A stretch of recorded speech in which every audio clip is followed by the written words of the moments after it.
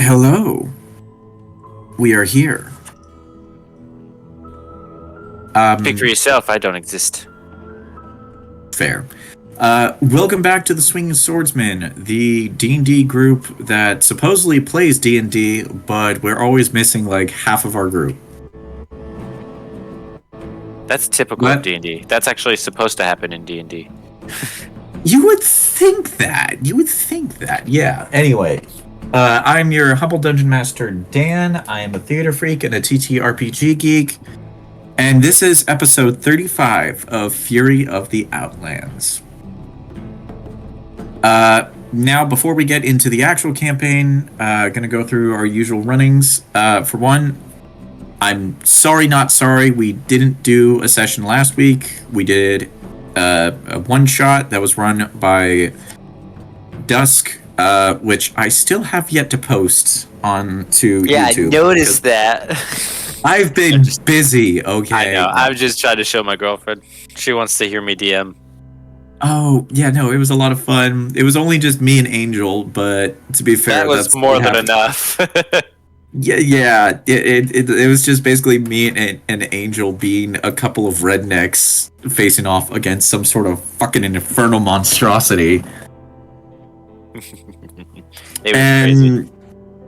Yeah, see, this is what happens when you have two rogues in a one-shot. I mean, to be fair, I was a rogue barbarian, which somehow works. That's a very good combo. What do you mean somehow? Hey, I am fairly surprised I made that work to its entirety. But moving on from that, if you want to know what our lives are like, outside of the campaign, but not necessarily outside of D&D, go over to Spotify and listen to the podcast. Guys, it is still outdated. We do not apologize for that. You should. I don't know. I apologize for a lot of things. Being outdated is not one of them. I looked and it's, I think, like a year out of date, so... God damn. Like June of last year, yeah. Yeah. God damn, okay. If you want to listen to some music, our friend Waida has a couple of songs out. One of them is about a pug. I'm not kidding, it is just literally about a pug. You would think, yeah, there's nothing. It's adorable. Go over to Spotify, check that out. We'll probably throw links in. Carlo, fucking do that for once. I will listen. Yeah, you say that every time. Anyway, if you want to see some art stuff, our buddy Angel does art on various fucking platforms at Tenshi Art. Yeah, that's pretty much it. These guys are probably half expecting me to say something else, but I'm not going to this time, because... Yeah. Well, I gotta change it up every once in a bit. But that being said, let's get into this recap. So, last we left off, our party had been traversing across a overlapping pocket dimension that has been very graciously named the Maze of Embers. A location that not only holds personal but also historical importance to Yuri Volkanov as it tied to a family curse where the patriarchy within the Volkanov line decided to walk off and never come back with milk or cigarettes. We all have father issues in some capacity. I That was don't. an interesting way to put it. And no, neither do I. I don't either. Icarus, for once, doesn't have daddy issues. Finally, one of my characters Is he Does it- the does. no, one with I- father actually- issues in the party? Actually, no, I just realized, does Icarus technically have a dad? Can't answer that. Dude, yes. That's true. That's true. His whole Okay. thing. His whole thing. Yeah, no, his whole thing's focused on his mother.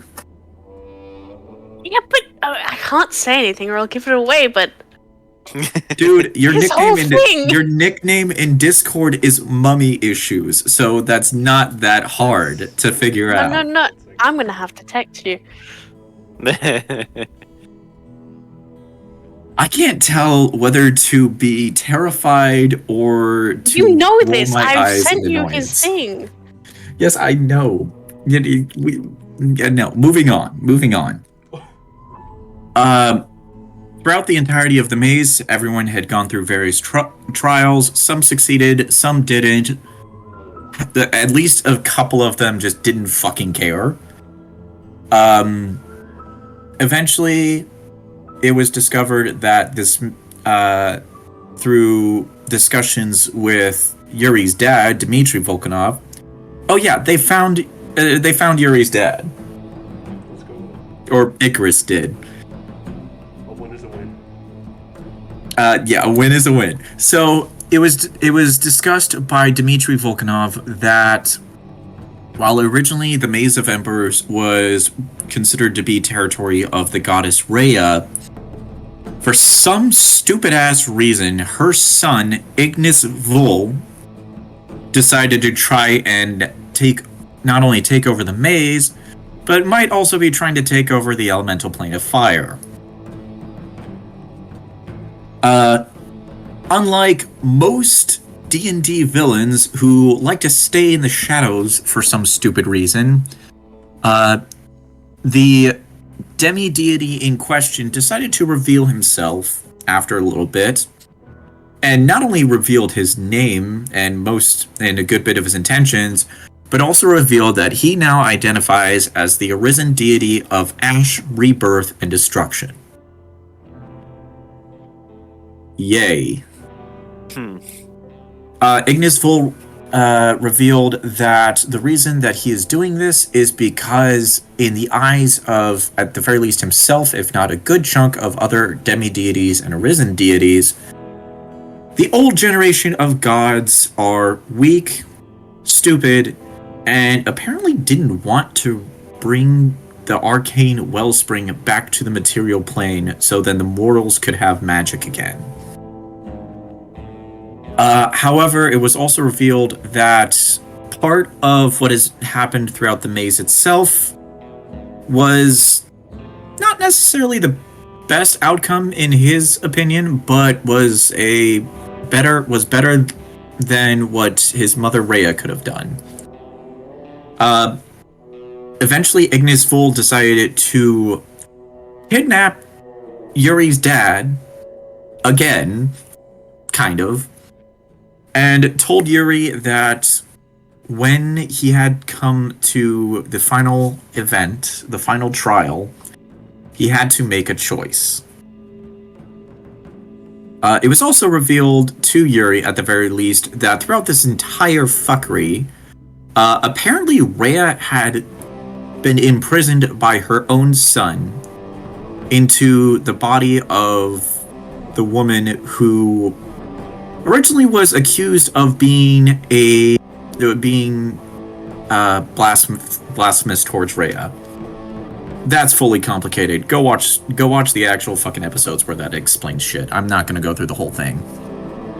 Anyway, so it's my job to do a recap, not to tell the whole story every fucking episode. Anyway, so upon coming to the last trial, Ignis Vol once again showed up, being a smug asshole, and revealed the choice to Yuri to either choose faith or family, in which was depicted in either by his father or by the woman who now inhabited the goddess of fire, who happened to be a friend of Crystalina Star, of all fucking things, to which complicated things in everyone's head. Basically, the rules of the choice were this. Yuri had but one choice to make. One person that he was allowed to let free. Whether his father in the name of family, or Rhea and possibly this one particular woman in the name of faith. If he chose family, then Rhea would basically be forever trapped and imprisoned, and Ignis Vol would claim territory within the elemental plane of fire. If Yuri chose faith, then his father would be tasked to forever be under the command of Ignis Vol as becoming a champion of Ash. Forcibly. Ish. The party discussed their options, in which Arakion asked if he himself could volunteer in Yuri's stead, being a champion of Ash. The idea intrigued Ignis Vol, and was about to accept the deal when the one other member of Yuri's family, a Genasi samurai by the name of Malachi Volkanov, that they had been adventuring around with, and for some reason had an Irish accent, swooped in Arakion's stead and accepted the deal. Everyone said their goodbyes. Yuri's father Dmitri was freed, as was the woman / Rhea. That honestly is getting meta and complicated, but eventually the woman introduced herself as Don Tenjiro, and she was let free, which in turn allowed Rhea to be let free, and everyone walked out of the Maze of Embers. To which they then appeared outside of the cave that originally held the entrance to the maze, and kind of revealed to the Guardian inside, oh yeah, this whole thing has been bullshit now. Bye.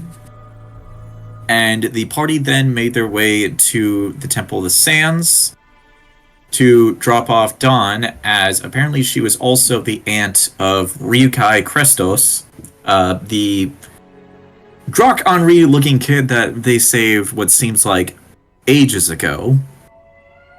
And then eventually made their way to Baron's Rest, where Yuri was reunited with his wife and 2 kids, and was able to introduce his father to his family. And that is where we are now.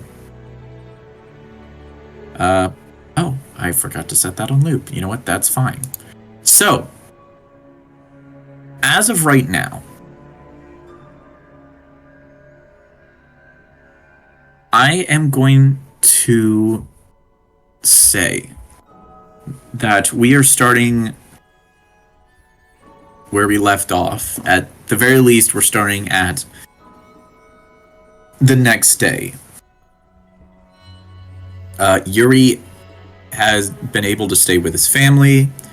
The rest of the party had been able to stay within various different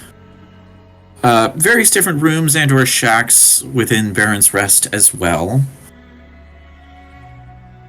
And had been able, at the very least, to get a long rest, which may or may not have been needed. I don't remember 100%. Before I get into the rest of this, Yuri, I know for the night you are just kind of hanging out with your family and your father and having a joyous, happy-go-lucky time. So I'm gonna skip over you on this point. But Frost, during this sort of next 12 to 18 hours before we start it to the next day, is there anything that you would like to do within Baron's Rest? You'll have to remind me, like, the layout of Baron's Rest and what there is to do. Like, right. Is it a town, a fortress? It's, it's by non-Outland standards, it would be considered kind of more of a town. But for the most part, it is a settlement within sort of the southwestern area of the Outlands. Actually, let me pull up the map. If I can... okay. Here we go. So, yeah, Baron's Rest sits sort of within the sort of southwestern area here. not that far from sort of the border between the Outlands and Tiris. It is kind of considered the second closest settlement, or actually, it's considered the closest settlement within the Outlands, but it is the second closest, as there is one other outpost known as Checkpoint, which acts as kind of the, for lack of better, it kind of acts, for lack of better words, as the funnel of where people kind of go through whenever they're crossing the border between the Outlands and the Republic of Tiris, and vice versa. But that, at the very least, is a little bit further out from where Baron's Rest is right now. As for things to do, there is a sort of open marketplace kind of within the area itself that has a variety of sort of stalls and shops for various things and whatnot. There is a tavern called the Sandy Drider that... would you say that Frost has been to Baron's Rest before, or would this kind of be in an area that he is kind of, for the most part, unfamiliar with? Could you mark it on the map again? Oh, yeah, wait, it's right there. Yeah, it's one of the few things that I actually was able to name before. I think because we still haven't really developed much of his backstory. It's hard to say, so I think for simplicity's sake, we can say he's never been to this town before. Yeah. So Perhaps. yeah, you would. Yeah. So at the very least, when beyond. From the Republic of Tiris or something, maybe. Yeah, we can at the very least set that. We can talk about that more later and whatnot. But, yeah, no, if you'd ever spend time within sort of southwestern area, you would have maybe passed through it once or twice, at the very least, to get through the bazaar for like resupplying and whatnot. But at the very least, kind of seeing sort of the outer areas, you would have definitely had seen the sign for the tavern, the Sandy Drider. There's another building sort of outside of the market bazaar itself that you would have at least seen a Rakion walk into, filled with a variety of sort of scrapped spell tech components and whatnot and other things. And a sign that says Doc Mondari's Scrap Tech and Scavengry, which, at the very least, if you've passed through Baron's Rest, you would have heard Doc Mondari's name mentioned, but maybe not necessarily know who he is or what his specialties are 100%. But those are kind of like the three kind of key places within Baron's Rest, aside from sort of the residential areas and whatnot, and kind of the couple of other alcoves in the area that are kind of reserved for holy folks, clerics, and whatnot, where they do have sort of small areas where they are allowed to worship their deities. Not necessarily temples and whatnot, but they're kind of little shrines kind of scattered throughout the rest itself, kind of dedicated mostly to prime and primordial deities, but you would see a few that are kind of towards some of the more well-known arisen deities. Okay. I think what he would be doing is he has that journal of his that he was writing down, like, as he was learning, I think it was primordial. Yes. Yeah, so I think he would just work on his primordial some more. All right, yeah.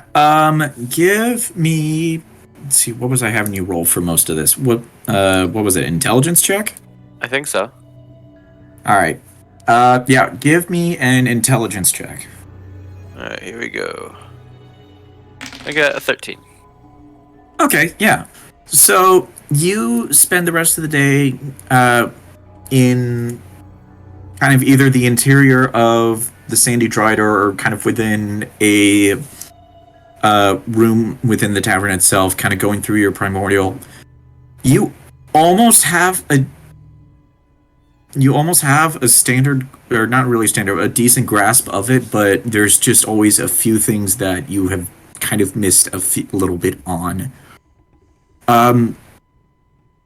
I will say at this point, because of the fact that you have had a good bit of like successful roles in this, I will say at this point you are now proficient in primordial, but I will say it will be fairly broken in terms of actual language structure, and so any actual like persuasion or any other charisma based roles involving conversing in primordial, for the time being you would have disadvantage on, but at the very least you would still be proficient in this case. In primordial. Which okay. Yeah, which I will now add to your character sheet. Oh shit, you work fast. Yeah, I mean, you said I was proficient, so I just added it right away. It's right there. Oh. Nice. All right. So nothing else for Frost at this particular instance? I think until I develop more of his character, it's gonna be hard to say what he'd be doing. Perhaps. Yeah, no, and if you ever have questions or ideas, feel free to DM me. Aye. Alright. So with that said, we are going to move on to our third player here, Icarus. So, hi Lou. Yes. Hello. So for the next like 12 to 18 hours before we get into the new sort of kickoff here, is there anything that Icarus would like to do for the good bit of the day and throughout the night? Think. Do you remember that one guy who did an upgrade for Nugget? That would be Doc And Nugget, Mondari, like- yeah. Yeah, Nugget like half destroyed his shop when he walked in. We're gonna go back to I him. remember that. We're gonna go Alright. back to him and see if he has any new fun things for me. Alright, so yeah, you get back and go to Doc Mondari's. Your spell tech horse Nugget kind of trailing behind as usual. Okay, yeah, no, I did have that set. Okay. You see that. You open the door. And, of course, as always, Nugget follows behind you, and he's a big fucking horse. Oh, And the door isn't necessarily meant for horses to walk through. So as you walk through and Nugget follows you, you hear sort of the wood and metal within sort of that wall begin to creak and crack and whatnot. And you see a head pop out from a corner of the shop. The same older waste elf that you had seen in this shop many times before, and he's like, Hey, no, oh, well, now he's through. Okay, oh shit, it's you! How the fuck have you been, Rangara? I'm good. I'm here to see if you have any more upgrades for my horse. Oh, you want to get something more for this thing? All right. Let's see here. What in particular are you thinking about getting this time? Are you thinking about something a little offensive, defensive? Why not some defense? His butt bombs are pretty offensive enough. You know, I almost forgot about that for a second. Defensive. Yeah. Let's see here. You see he disappears within a pile, reappears in another piled section further down from the shop, pops out again, pops closer to you. You don't know how this fucker does it, but it's just the weirdest fucking thing to see every once in a bit. He pops out in a section closer to you, kind of makes his way over to Nugget, kind of looking at the metal, and is like, well, let's see here. I might be able to get some sort of reinforced plating onto him. It's probably going to be a bit of a scrap job, but that would at least make him a little bit thicker. Well, that sounds good to me. Oh, yeah, easy to do. Now, of course, I am going to have him stay here overnight. I don't think that's going to be a problem, as you were able to allow that for last time. For just a reinforcement situation, it isn't going to take that long. It's, like I said, loaded plating is various different pieces of scrap work, and so it might look a little... Well, it might look a little out of place, but at the very least, it would make him a little bit harder to hit. Sounds great to me. Alright.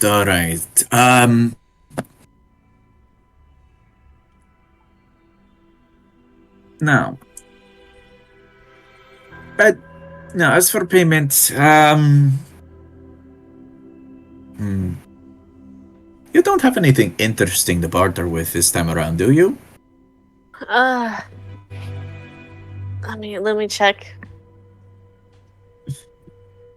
Do you have? I still have. I could give him more feathers. I could give him a deck of a thing that I've kept. I have had this for so many campaigns, and I have hidden it from everyone.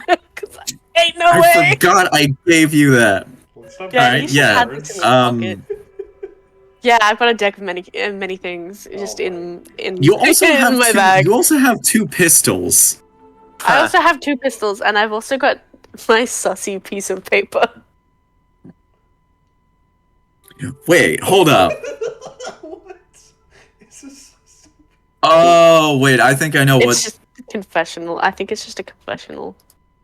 It was either that or it was one of the wanted posters for Raytheon. No, it's the confessional. I would have just written confession. Wanted poster. Oh yeah, no, it. Yeah, all right. So what are you gonna pitch out to Mondari here? Alright, well, you can have more feathers, or I have 2 pistols. Do you kind of lay him out on the counter for him to see? Yeah, he's like, he doesn't pull the feathers out, but he just is like, Yeah. He pulls the 2 guns out and he's like, feathers all these 2 things. You see, he takes one of the guns, flicks a glass over his eye, kind of takes a look, and is like, not magical, shame, but they are of very nice quality too. Haven't seen much like it. I don't remember where I got them. You know what? I think I'll take. Are both of these for sale, or just one of them, Ranga? You can have them. Takes both of the pit. I can see that. Your current weapon is a lot more terrifying than a gun, if I might add. That's the point. Takes the pistols, kind of looks at them, shoves them in a couple of bags, pocket dimensions, you don't know. As soon as they go behind his back, pulls his hands out, they're fucking gone. It's like, okay, I believe that will be good enough for now. But yes, leave your horse here overnight. I'll have everything taken care of by the morning. Alright, I will see you tomorrow morning then. Alright. With that, we can remove the guns from your character sheet. Yay! Yay! Dear God, the idea of Icarus using guns. That's why he's not allowed to have them. I don't know how he ended up having them. It was when you guys were being attacked by robots in a tavern. Still, Robots in a can I tavern. just that's take so the fucking guns? funny. I don't even remember how I got them. Yeah. All right. absolutely But yeah, hilarious. no, you leave Nugget in the middle of the shop, who just kind of watches you walk out, and you hear Mondari go, "Oh shit, how am I supposed to get you back out?" And yeah, you let Mondari make the modifications onto Icarus or onto Nugget. Is there anything else you're gonna do throughout the day and or night?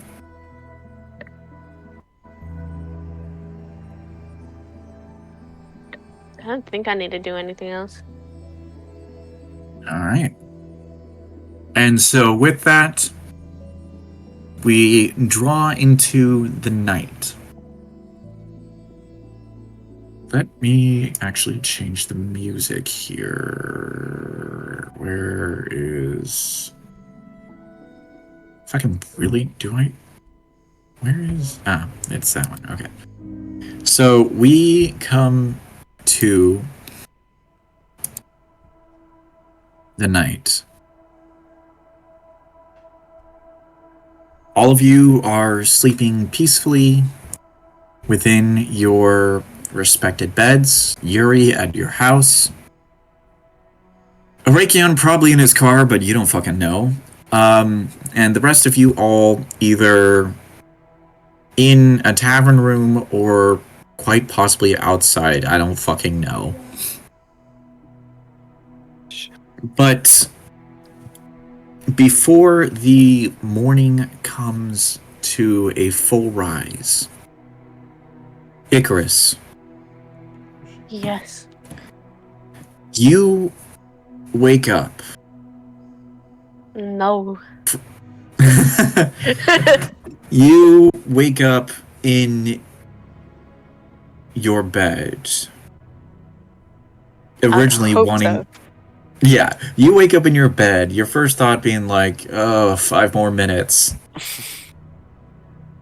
And then you feel a sort of coldish chill in the air as you do, that kind of jolts you up.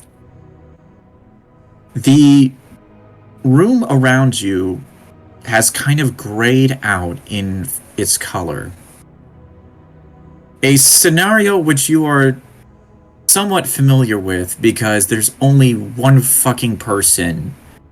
Well, technically 1.5 because the other one is a butler, but there is technically one person that is able to kind of pull you into this demi-plane of all, for lack of a better word, and sure as shit, sitting in a chair across from you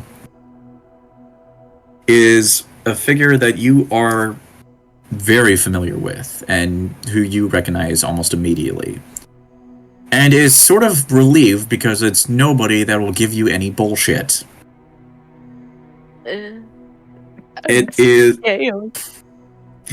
is your brother and patron, Zathras.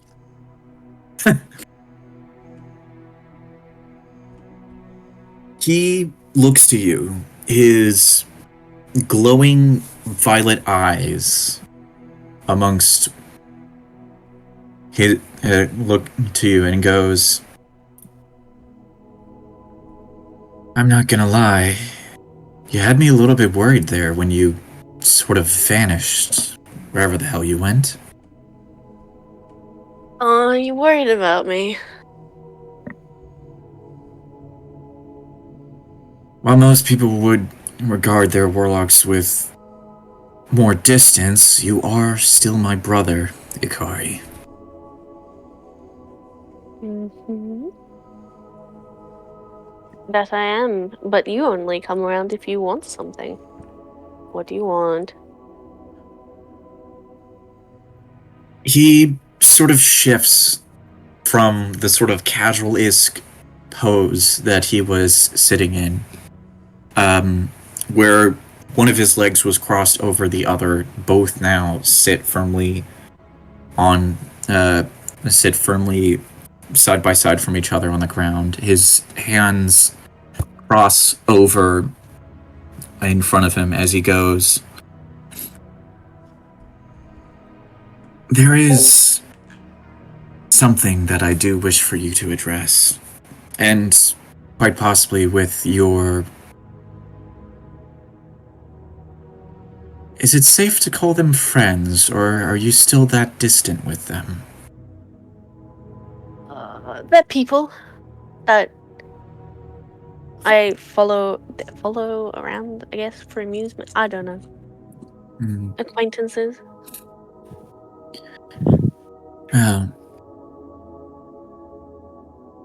I mentioned this once to you before, but I do know that sometimes you have a habit of lightly forgetting some things, but there is a family within the nation of Tyrus that, for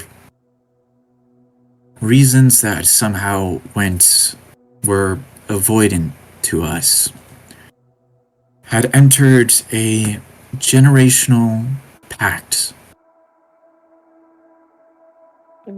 with Bryneth.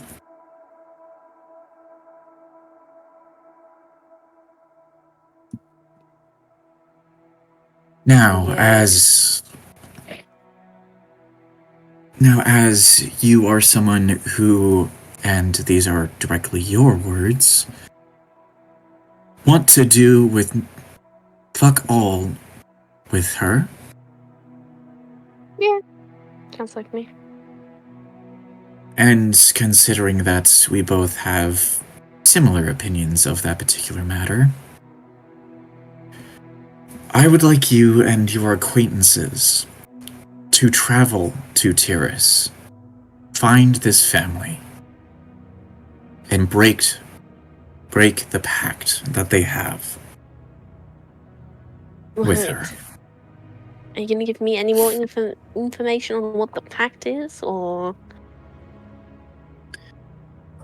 As of right now, the one thing that I know for certain is that for a pact of this magnitude, for something that has lasted for this long,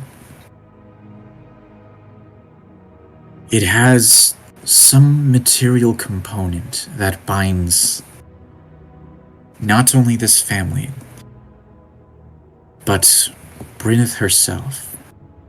And this material component will be somewhere within the vicinity of this family.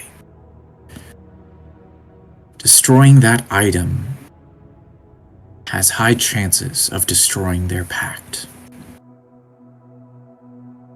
Okay, I'll just go blow up their house. There is one other thing that I think you will find useful in this particular instance. Yes? For the best way for you to get into Tyrus, you will need to find the daughter of the alchemist. Okay. Was she kidnapped or something?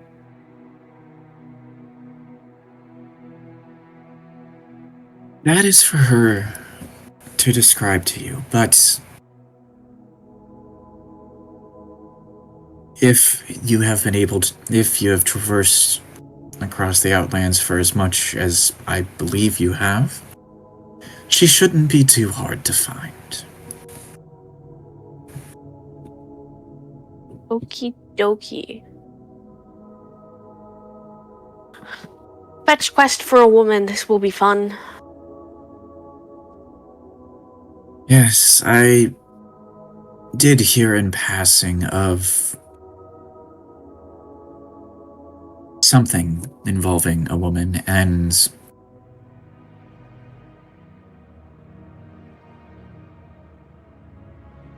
there is some unease with the rest of the arisen deities that has been brewing for a while, but that is a trouble for another time, and hopefully doesn't end up being too catastrophic. Not like there's already catastrophic things happening. Well, I do agree with you there, as the war between light and darkness is always an unsafe one. You don't say. Look at me. I am well aware of the events involving you, Ikari.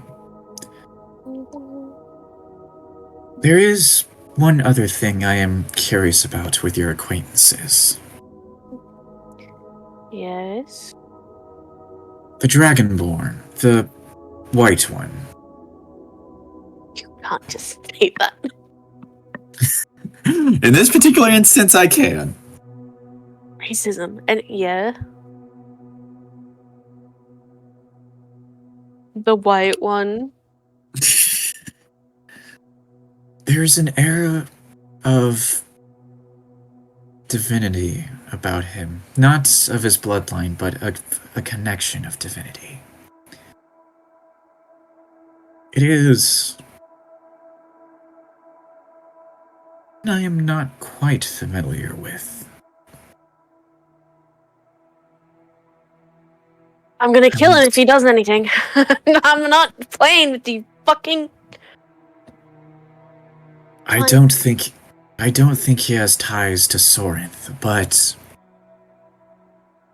the fact that whatever his deity may be is, for partial reasons unknown to me, is a curiosity, as I do wonder where his allegiances will eventually lie.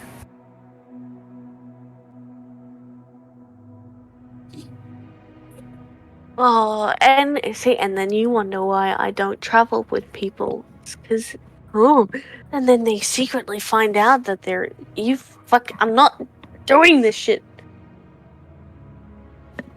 Fair enough. But at the very least, this one task for you will hopefully be the last majority task for you that requires... What is that term that you like to use so much? Family drama? It's what it fucking is. It's just a bunch of...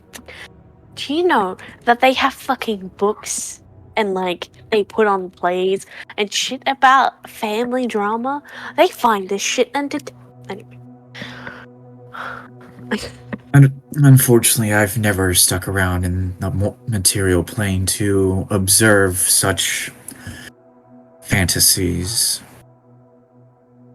Yeah, you want to talk about you want to talk about more about how you can leave this place to someone who is stuck here, fucker? I know we're brothers, but is the vulgarity really that necessary, Ikari? When you start pronouncing my name right, then I'll stop swearing at you. On a different note, have you seen Asmodeus in your time in the material plane? No, actually, I know I used to make fun of him for it, but his tracking skills really do suck lately. I haven't been trying to hiding. It's like he's chasing his own fucking tail at this point. I've been ready to fight him at any fucking moment, but no. Well, He can't find me because he's too busy smelling his own shit.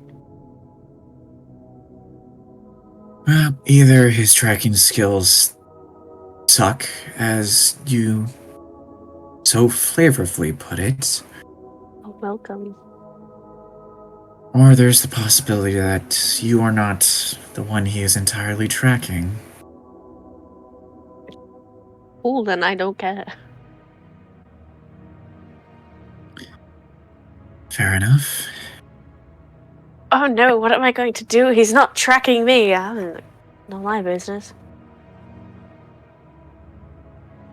Well, if you do see him, tell him that you better drag his ass back to hell. It seems to be a little bit in disarray since he decided to If I make his see way him, back I'm to not the gonna. material plane. If I see him, I'm not gonna give him a moment to even talk to me. He's going back, and I don't want to talk to him.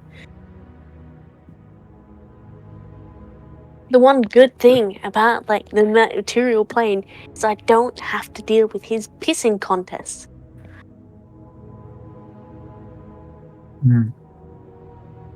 Well, with that said, I unfortunately have another meeting.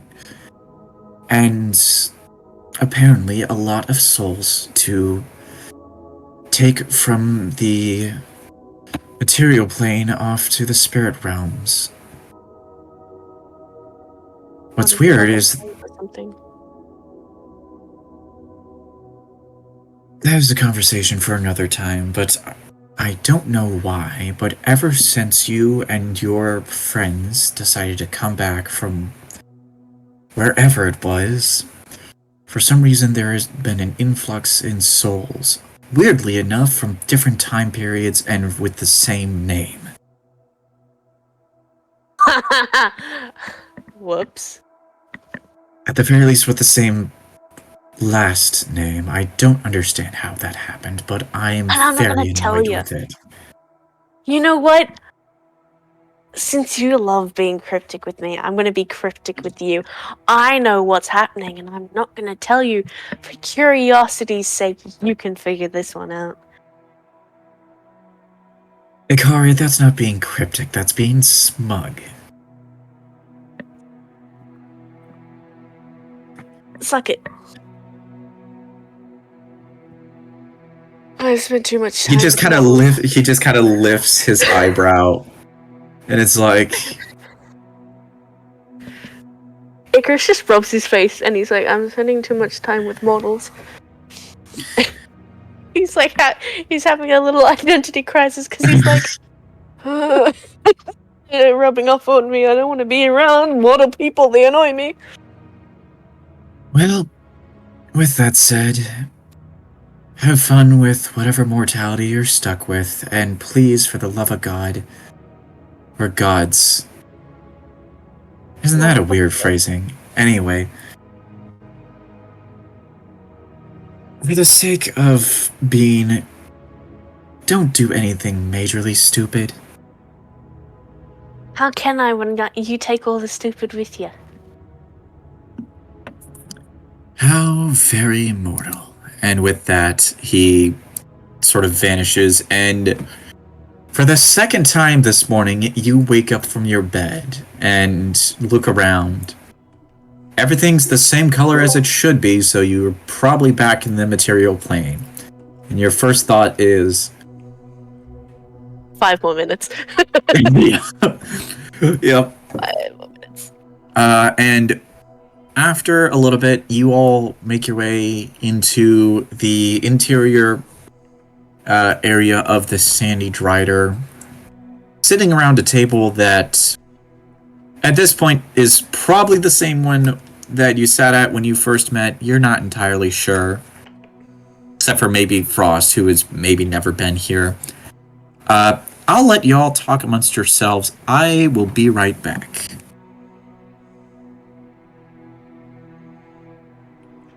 Right then. Oh no, the DM has left. Brilliant. Okay, guys, what we're gonna do? We're gonna blow up a building. We're gonna blow up this building. Just above. I take all the money. Just above table, like we should definitely do something to screw with him when he gets back. Let's say, okay. like he gets back and we'll be like in the middle of a fight. Roll for initiative. No, he comes back. We should be we should be hiding someone's body. Oh yeah, it's like She's like, okay, we're gonna bury it Bury the behind the body. backyard. No. Where would we hide a body? Do you think there's a well? It probably is. I Or guarantee would that there's be a too well. obvious? Well, if we throw it in the well, then the water's gonna get yucky, and then they'll find it. Right. They'll find the body, We- but how many people will die after?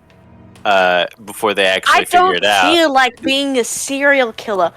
What we should do? Does anyone have any acid spells? Hold on. Anyone I got any might, acid spells or I'm a acid? barbarian. I don't know magic. Let me look Ugh. at my spells real quick. I might. Oh, here it comes. Okay, we'll go with the well thing. In the well? Yeah, we're gonna dump the body in the well. Oh dear God, what did What if we put it in I the walk nothing? into? Nothing. Yeah, no, we were just deciding on how we were gonna mess with you. No, Yes. don't you fucking wait. I thought we were done. I wasn't giving up. I thought we were done. No, we weren't keep gonna stop. hazing. Yeah, we keep hazing. I was gonna let it happen so that when he watches the video back, he'll be like, "Wait, what? It was fake." Oh, why didn't I think of that? Oh well. It's all good. All right, Lou, you had a question? It was about. I was gonna ask if there was a well, and then if you said yes, I was gonna be like, "Good, we hide a body in it." Yeah, we don't We're gonna even tell pretend you we where the killed body's someone. from. Oh no. That would have been Anyway, funny. I'm moving sorry, I on. messed up. It's all good. Oh, don't worry, Dusk. We'll get our revenge with it when you become the DM.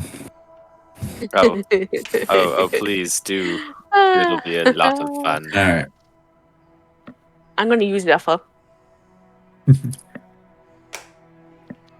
And he will fuck Alright. shit up. Anyway, moving on.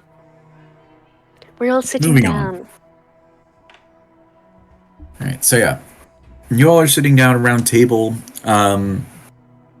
The matron of the tavern, a female Draconry by the name of Callie, who most of you all have met before, save for Dusk. At this point, she's kind of familiar with you. She gives you all food, drink, occasionally yell at Todd and Daryl. They're still around. Oh, Todd and Daryl! Fucking hell. They're still around. Oh, Todd and Daryl! Oh, you think? Okay, you think that's bad? You should have seen what I did in the one shot. Oh god, that was so fucking fun though. Alright. Anyway, so we're all sitting Anyway. down. Yes, you are. Okay, Where shall we put how to the start the conversation? Does anyone have anything important that needs to be done? Well, I do need to be paid. Apart from payment. I haven't got anything. I got my dad back, so I mean, you know, life's pretty good. Yeah. About that, your brother's very confused. My brother's very confused about your family. Anyway. So, who's your brother? Why am I English now? What? I'm Who is your brother? An old Englishman. Oh wait, how do I pronounce my brother's name again? I forget. Zathras. Zathras. Yeah, he just casually just drops that his brother's Zathras. That's fine. Just Zathras. Sorry, what? And then just smiles after, like, yeah. Am I familiar with who Zathras is? Because you are a cleric, I will say yes. Zathras is the arisen deity of death, who is also nicknamed as the First Reaper.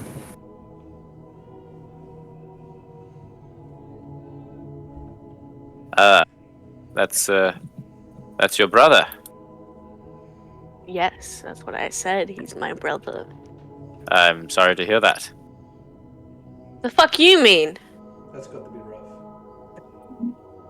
No. What the fuck do you mean? I mean, I'm sure it's tough being sibling to such a well-known individual. No, Well, I stand corrected. he's fucking fine. Don't you fucking talk bad about him. I wasn't. It was just saying it's not easy being under someone's shadow. I'm not really under his shadow. You mentioned. Hey, it's not like I want to be known. Well, If I did, I would have stayed at the fucking enclave. But no. Why is your brother confused about a family? Was it my family? Yes, your family. Okay, your family was stuck in a maze. Yes, and a lot of them were alive/dead, but not really. He's a reaper. We fixed it. Suddenly there's a lot of souls from a lot of different time periods, all from one family. He's very confused. You know, I see how that might be a little bit confusing, yeah. And I didn't tell him shit, so he can have fun with that. You really are a very interesting individual. You have no idea. It happens after being alive for a fucking ass long time. I don't even know how long. So, what is your story then?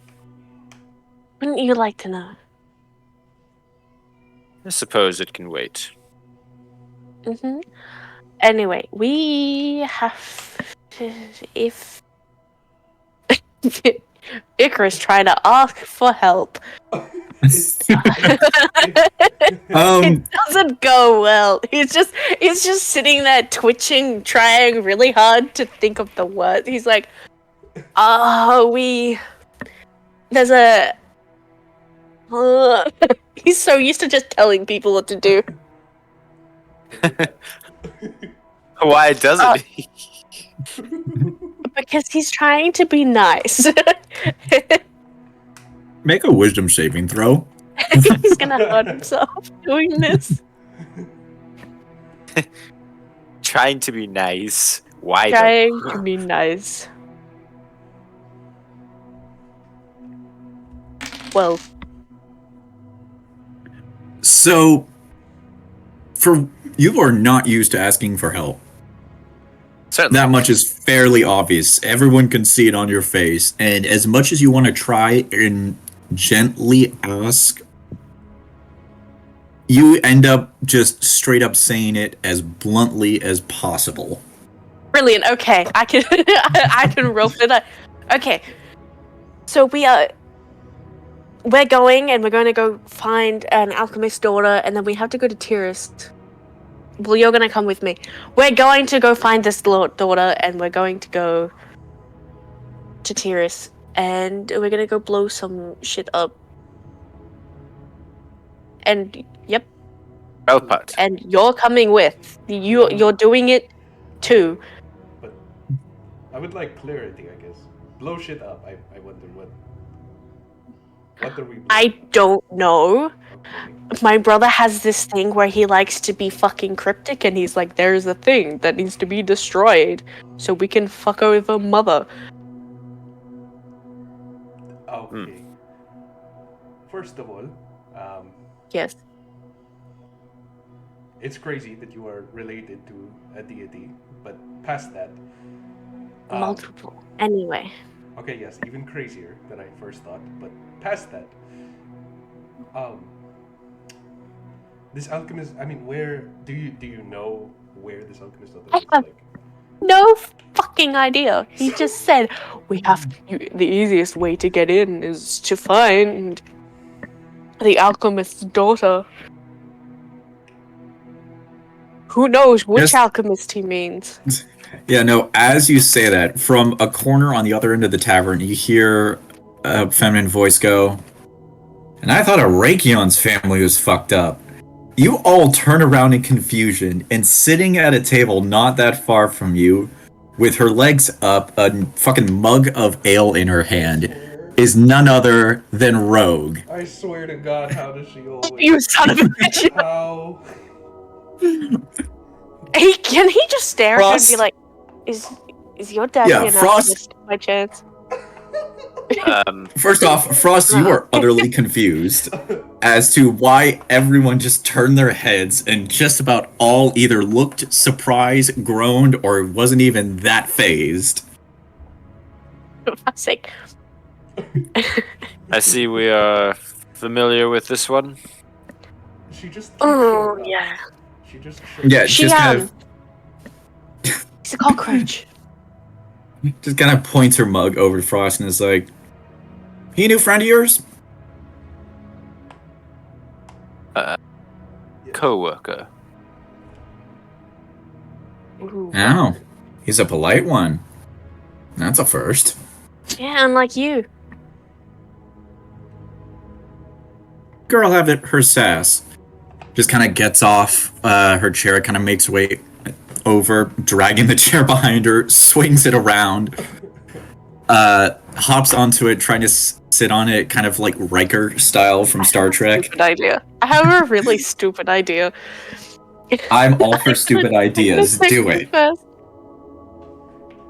Oh, I just texted you. Where is it? Here there. Oh no.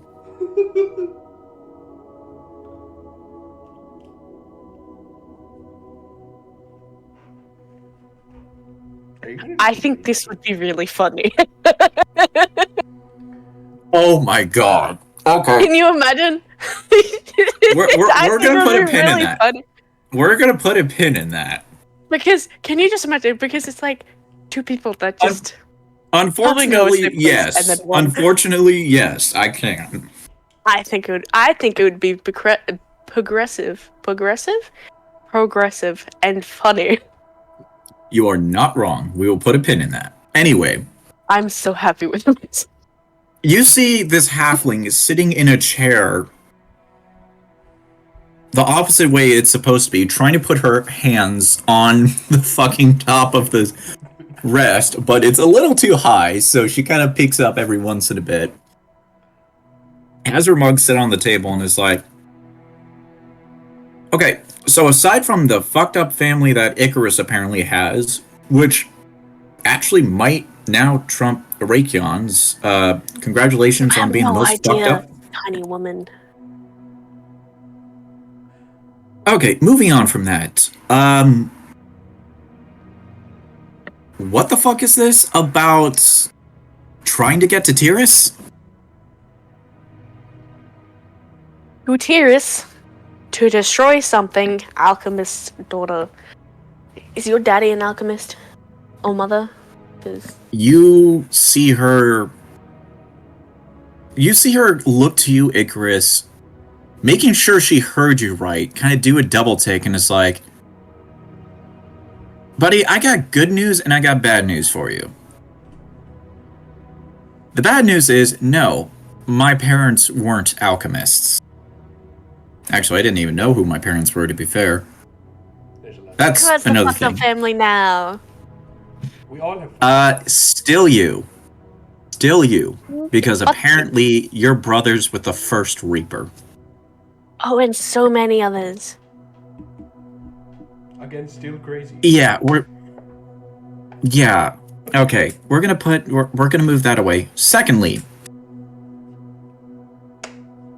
there is one person that I can think of that has been called. There's one person I can think of that actually fits this. I mean, whether or not it's the person you're looking for. Say it. Okay, so you all know the sort of. So you all know Talia, right? The one chick that kind of acts as the head of the Sisters of the Flame, Yeah, we've met. or at the very least know of her. I believe so. All right. Well, you're not gonna believe this, but firstly, she's an alchemist, but she learned her skills from her mother. Hey guys, I know where we need to go. Yeah, no, this is going to be an interesting conversation.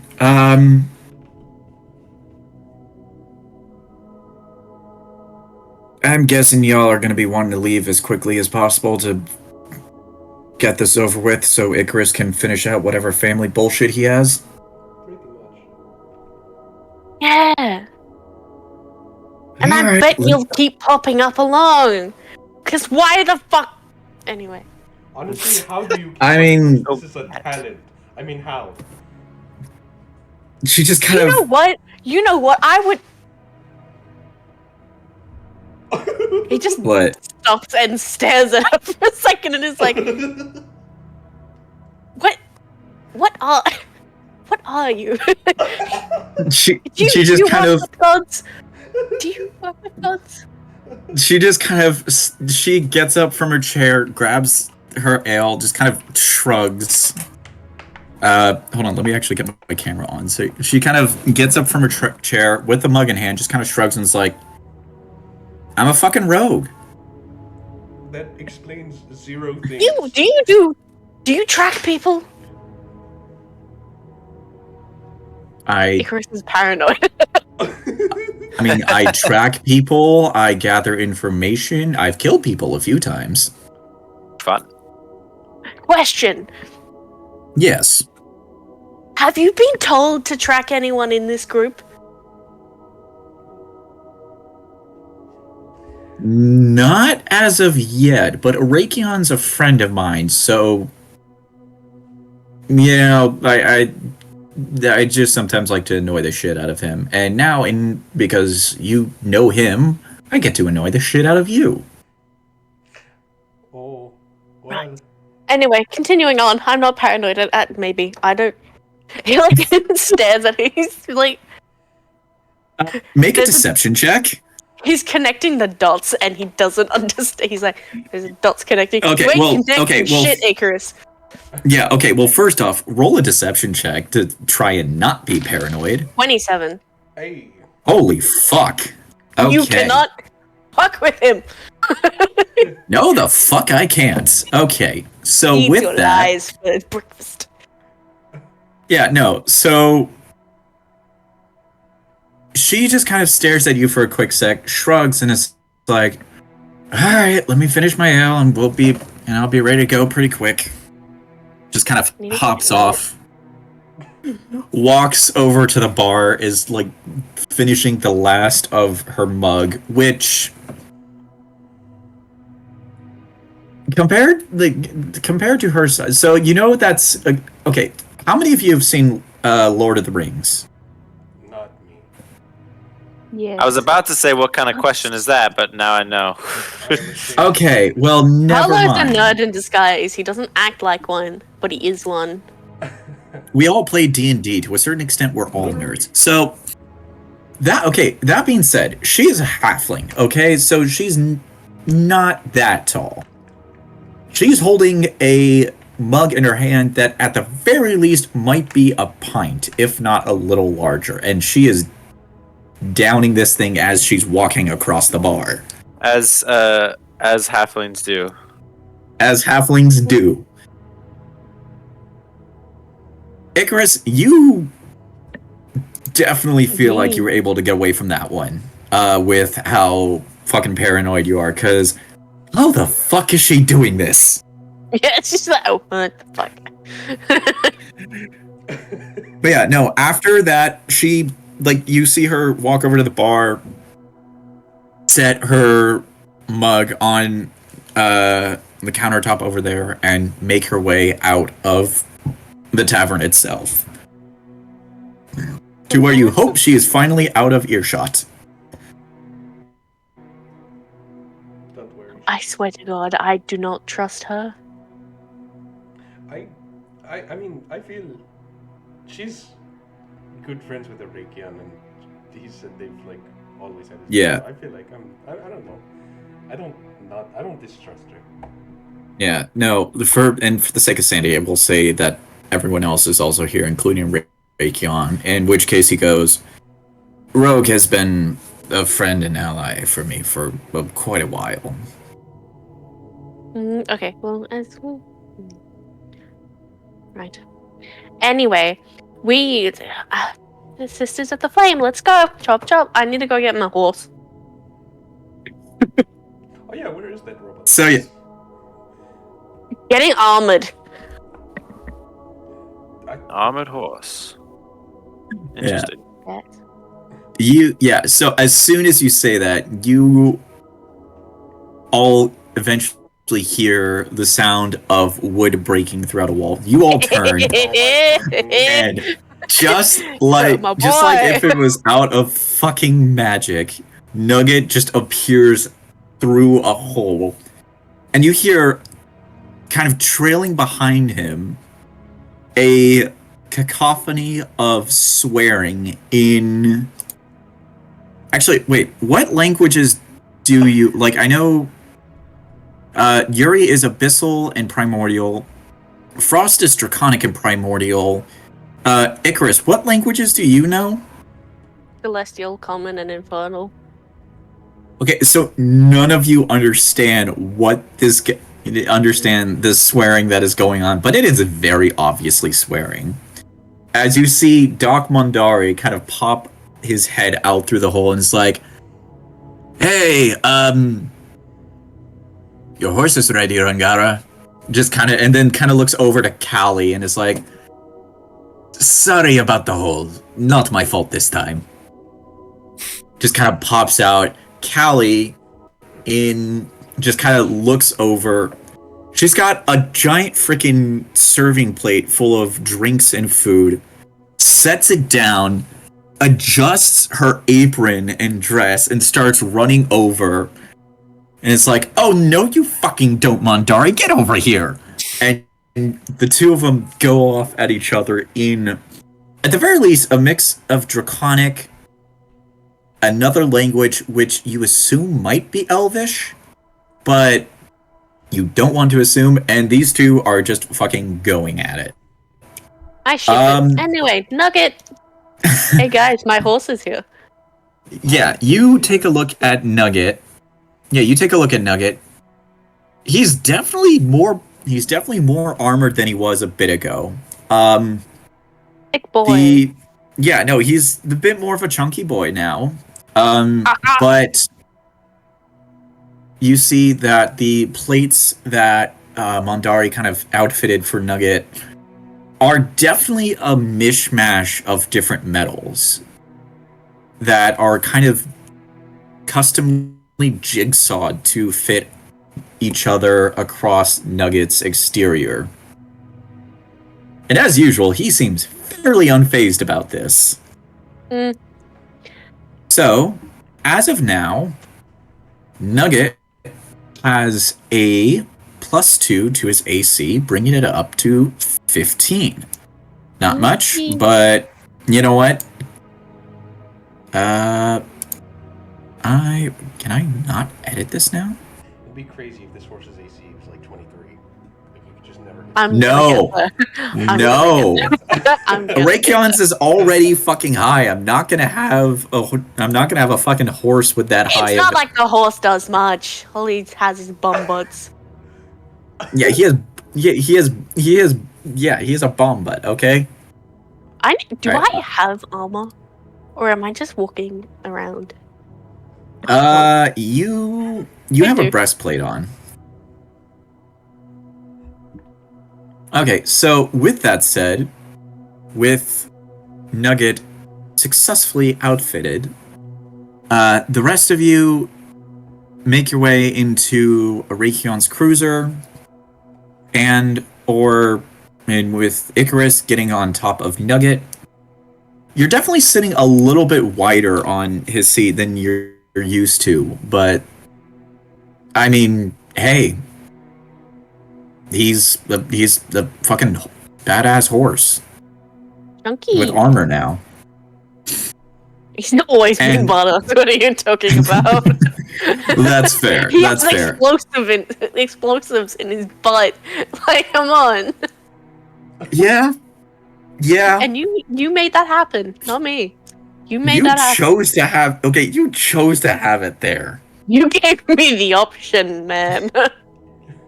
Yeah, okay. That is kind of the DM's fault when you give them the option. This is like the bonus action necklace all over again. No, okay. I loved that. That okay, I don't know. In this horse's ass, there are bombs. There are literal bombs. Yes, there are. His ass is the bomb. There are 3 of them. I fucking walked right in. That's hilarious. Do not go Anyway. behind him. Do not go behind him. Anyway, with that said, you all make your way out of Baron's Rest back to the Temple of the Sands for the umpteenth time. I'll find a way to update Nugget's character sheet eventually. And once again, make your way to the Temples of the Sands. Upon getting there, you see that it is just as busy as before, with various members of the Sisters kind of making their way in and out for various scouting missions, various whatever the fuck they do. You're not all entirely certain. What other fucking members do you all know? I know there's like 2 more that you've met. It's just fine. We just want the one that I'm gonna kidnap. Talk to. Dion, can I ask a question real quick? Yes, you can. Okay, just refresher from my memory, because my memory is dog shit. Kindred Mother and Talia, 2 different people. 2 different people. Got it. Talia, the Kindred Mother focuses on the sort of religious side of the Sisters, as originally the Sisters of the Flame started out as a order of holy people dedicated to the goddess Rhea. But in the times when the Outlands started to become more fucking bullshit, they had to resort to having a little extra precautions in order to kind of make sure that they all survived. And then next thing you know, they became a raider clan.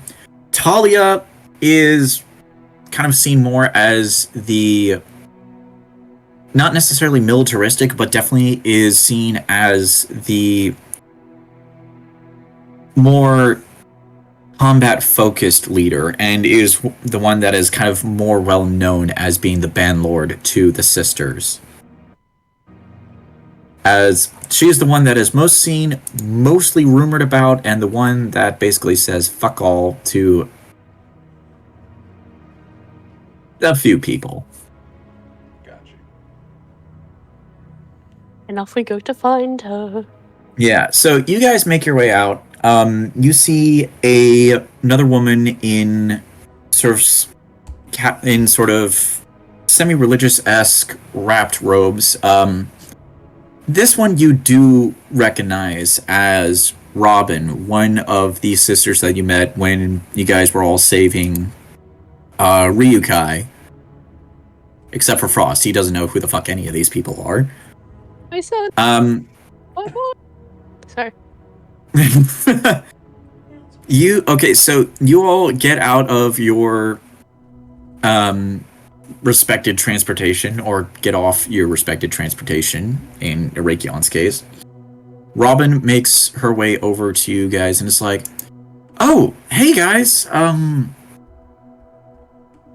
we didn't call you guys to be here, did we?" Nope. No, is there any chance we can see Talia, though? Yeah, I think she's around here somewhere. She might be over at the potions tent. She's been working Doing on alchemy. Yes. She's wide-eyed doing alchemy. Yeah, she does alchemy. That was a very bizarre way of phrasing. Is everything okay? My friend wants to learn alchemy, so looking for a teacher of sorts. Uh-huh. Oh, that's who the other one was. Okay. Yeah. Okay. Yeah, no, let me walk you guys over. With that, you see, you follow Robin throughout the compound that is the temple. And as you do, Robin kind of turns around to talk to you, walking backwards as she's leading the way. And it's like, oh, I don't know if they told you not, but Dawn and Ryukai actually left a little while ago. Both of them kind of, well, were one, happy to see each other, but I mean, family and whatnot, but they were definitely tired and exhausted and just felt like they wanted to go back home and whatnot. They said they might come back, but not entirely sure when. I didn't get a lot of it, but she wanted to wish you guys well at the very least. And That's also nice. offer her thanks for what happened at the maze. She kind of told us a little bit about what happened, and honestly, the Kindred Mother has kind of locked herself in the top room for it kind of ever since, saying that you needed to be in prayer or something. She sounds like she needs therapy. Honestly, for that can be said about a lot of people here. And Rogue just kind of is like, yeah, nope, that checks out. Where the fuck did you come from? You're here again? Like he just like I spins around and he's like, followed you what the fuck? Yeah, she was right there the whole time. What? No. How? She never Anyway. left. I mean, She never. I thought she I- left. I briefly left the tavern back at Baron's Rest, but no, I was following you guys when you made your way out here. I thought you left.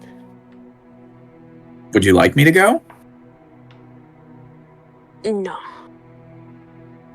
Oh. Damn, well, there don't went my know. response. Sounds like you wanted to go, but you're not. I'm Shut up. Hmm. Mr. Scales. After a few minutes. Yeah, no, and you were... Yeah, no, and you... Anyway, so after a few minutes, you make your way over to kind of the couple of supply booths that are kind of scattered around on one end of the temple itself. And you see one of them with a variety of alchemical equipment and whatnot. And you see a couple of people working around and crafting and whatnot. One of which you do see is Talia, and seems like she's kind of seems to be the one that's kind of at the head of most of this and kind of giving instructions. And it's like, no, you want to put that in after. You gotta stir it a few more times, let it simmer, and then throw the other ingredients in, okay? If you do it the other way, it's gonna turn a shade of... I think for that one, it's gonna turn a shade of green, and then it's just gonna taste super sour. Nobody's gonna want to drink that.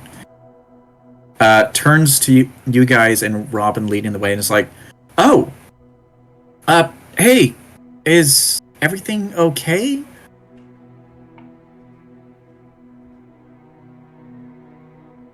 Yes, the alchemist's daughter. He just like looks at her, waiting for a reaction. He's like, "Yes." Yeah. You get You see, for one, she kind of raises an eyebrow, looks to Robin, who shrugs, looks to Rogue, and is like, yeah, we might need to speak in private. This is going to get to be a lot more bullshit than you would expect. Oh yay! I love bullshit. You see Talia just kind of let out a sigh, and it's like, alright, fine. Kind of takes off a set of goggles and whatnot. Pulls off a protective coat of some sort and is like, all right, we'll come back to that one later. Just turn the burner down to sort of medium-low heat and we'll deal with it later, okay? And at the very least, for the one in the back, you might want to turn that off because if it boils for more than 5 minutes, it might explode. You see the other person who's helping just kind of turns like, wait, what? And by that point, Talia's just kind of already walking. It's like, let's move to somewhere quiet. She moves you to sort of the back end of the supply areas and whatnot, where not a lot of people seem to be walking around and whatnot. At the very least, Robin is not with you at this point, as she feels like someone needs to keep an eye on whoever is in charge of the supply tent for potions and whatnot. Rogue is still kind of with you guys, whatnot, and as soon as everything's kind of clear, just kind of looks to you all and is like, all right, what happened now? I have no idea. Yeah, I forgot the name of the place we have to go to. Ooh, damn, my memory. Icarus? Icarus, yeah. We need to. We need to get to Icarus, and you are the alchemist's daughter, yes? She looks at you. Be more cryptic. She looks at you, I Icarus. thought my brother didn't do me shit. She looks at you. And that was it. Yeah, no, she looks at you, Icarus. Kind of eyes kind of stern. Looks to the rest of you and goes, my mother was an alchemist, yes, before she died. Hold on, you need to go to Icarus? Yes.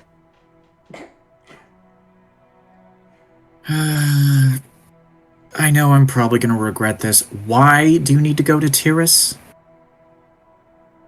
I have to get to a family to help them by destroying something. Help them. Well, that's ominously vague. Here's the thing, my instructions were that vague. He did not give me anything else. Yeah, okay, one of you guys needs to give me some better context here. I haven't this late. Got nothing for you. Yeah, I truly know nothing. Rogue just Here's is the like... thing, that is literally the context. Someone asked me to do it. My brother asked me to do this, and I literally have no other context. He is a cryptic being. She looks at you just now even more curious and confused and is like, and your brother is... Like, you make it sound like I'm supposed to know who your brother is here. Come on. Like, who are we talking here? I forgot his name again. Oh, my memory is so short right. What the fuck? What's his name? Zathras. Zathras. His name is Zathras. Zathras, you know. She looks at you, blinks her eyes, looks to the rest of you in an expression of, is he crazy or is he telling the truth? I shrug. I have no idea. But Looks to Rogue, Rogue is like, that's what he said. She's just like, Do I need to prove it? I can prove it. Wait, can you? no. She just kind of pinches her nose and is like, no, I'm confused. no, this is okay. You're telling me your brother's with the first Reaper. Yep. And he told you to go to Tyrus to destroy something to help a family. Well, he didn't say the word help, but yes. Okay. Okay. I might be able to help you.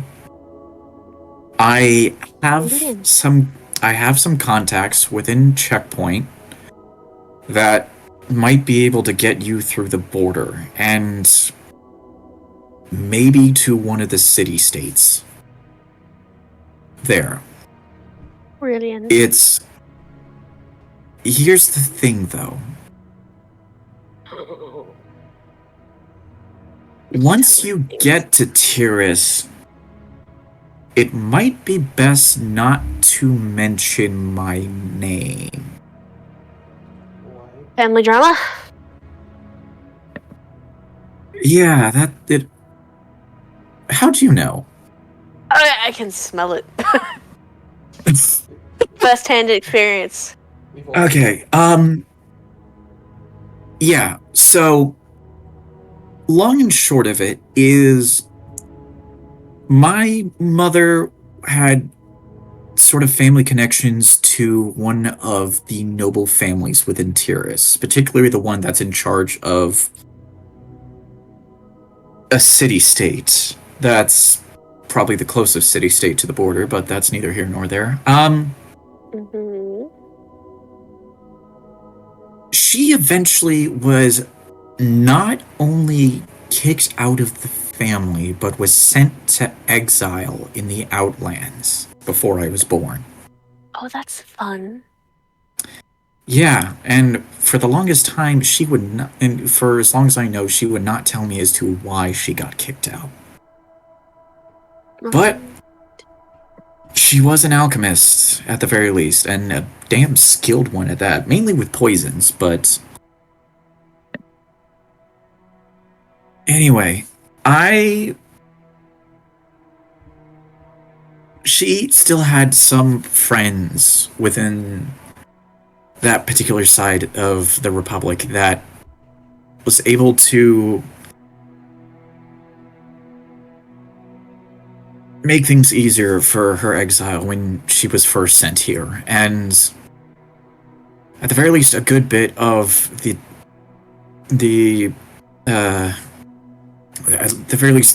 Silver Guard that work at Checkpoint either know her or know of her. She would sell potions to them fairly often, before she died at the very least. So because of that, I might be able to get a hold of... actually, no, at that point, you probably want to go as soon as you can. Alright, okay, best I can do is write a note. You can give it to one of the few soldiers that probably work out in the outer patrol area of Checkpoint. He, at the very least, will be able to get you into the outpost itself.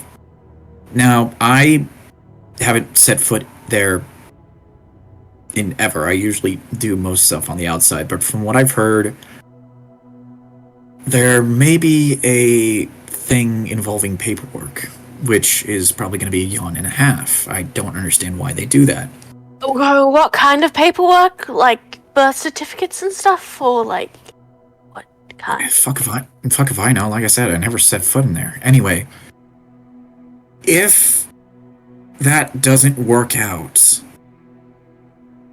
there's a couple of others that are in Checkpoint, kind of, that will be able to do some things on the side for lack of better words, desperate people. There are not only members of the Silver Guard, but of the Outlands here that kind of work to get people across the border either in one way or another without necessarily going through proper channels. But anyway, so however you decide to get there, that's entirely up to you. But once you do, best placed, I'd say, for anything on that particular side of the Pantheon, best bet might be the city-state of Willowdale. It's the city-state where my extended family reside, and from what I've heard, they're somewhat gothic, maybe, and a bunch of assholes. Oh. Oh. Oh. Do you care for your family? I mean, I've never really had a chance to meet them, but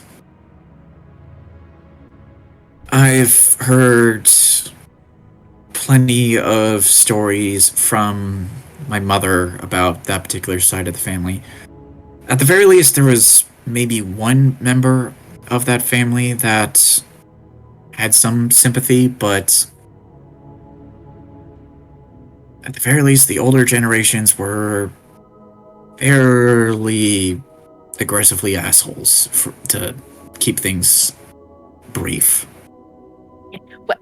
Who's the family member that is okay? Let's see if I remember correctly. That would be my Uncle Miles. Morales. No. See, that would be my Uncle Miles Bastion. He and my mother were they were fairly good friends before she ended up becoming part of the family, and as far as I remember, let's see, back then, that's the best that I can think of. That might help you.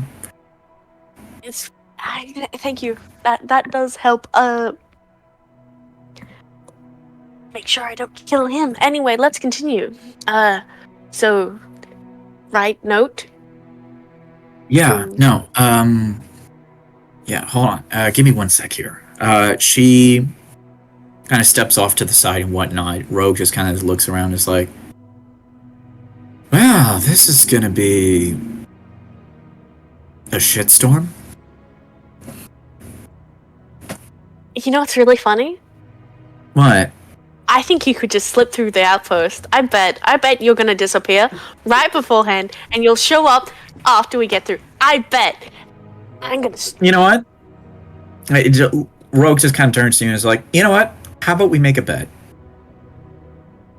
I bet I will be able to not only get through the border, but get to Willowdale before you do."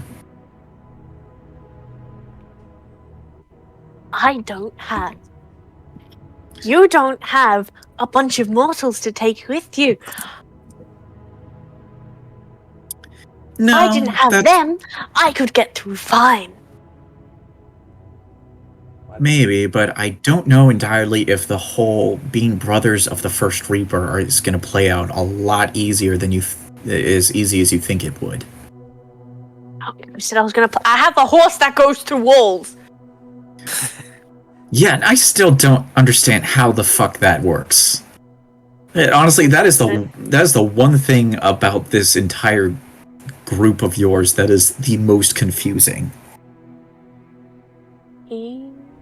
Aside from Big B possibly having more scales than I remember him having, but you know what? I'm just gonna pretend that I'm drunk and so I'm hallucinating. Is Big B a boy or a girl? Why don't Big B's a boy.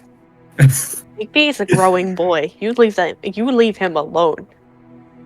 Hey, no, that's fine. All right, pretending to be drunk and hallucinating the scales. Got it.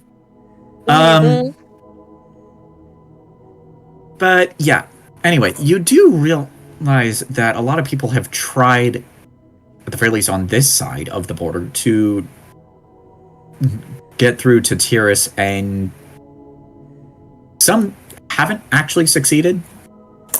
Like, okay, Here's the thing, do you can do it. If a tiny little mortal like you can do it, I'm sure I can do it. Wow, you are really going to be playing the mortal card a lot, aren't you? Oh, that's what you all are. Okay, That being said, Can't call you you not- humans, can I? Because you're not human. I am not a Mortal. human. Yeah, okay, yes, I'm not a Exactly. human. I'm a halfling. Fuck you. It's what I would. Frost, You wish. Frost is just sitting there, just like sipping from his canteen, just like. Yeah, Frost is just watching this transpire, and It's just Icarus and this tiny woman just bickering at each other. And I lean over. the artwork. I lean over to Yuri, and I'm like, in broken primordial. I say, does this happen a lot? You know, you would be surprised. You would fully be surprised. This is the most Icarus has ever Yeah. talked. Yeah. Anyway, Rogue just kind of looks and is like,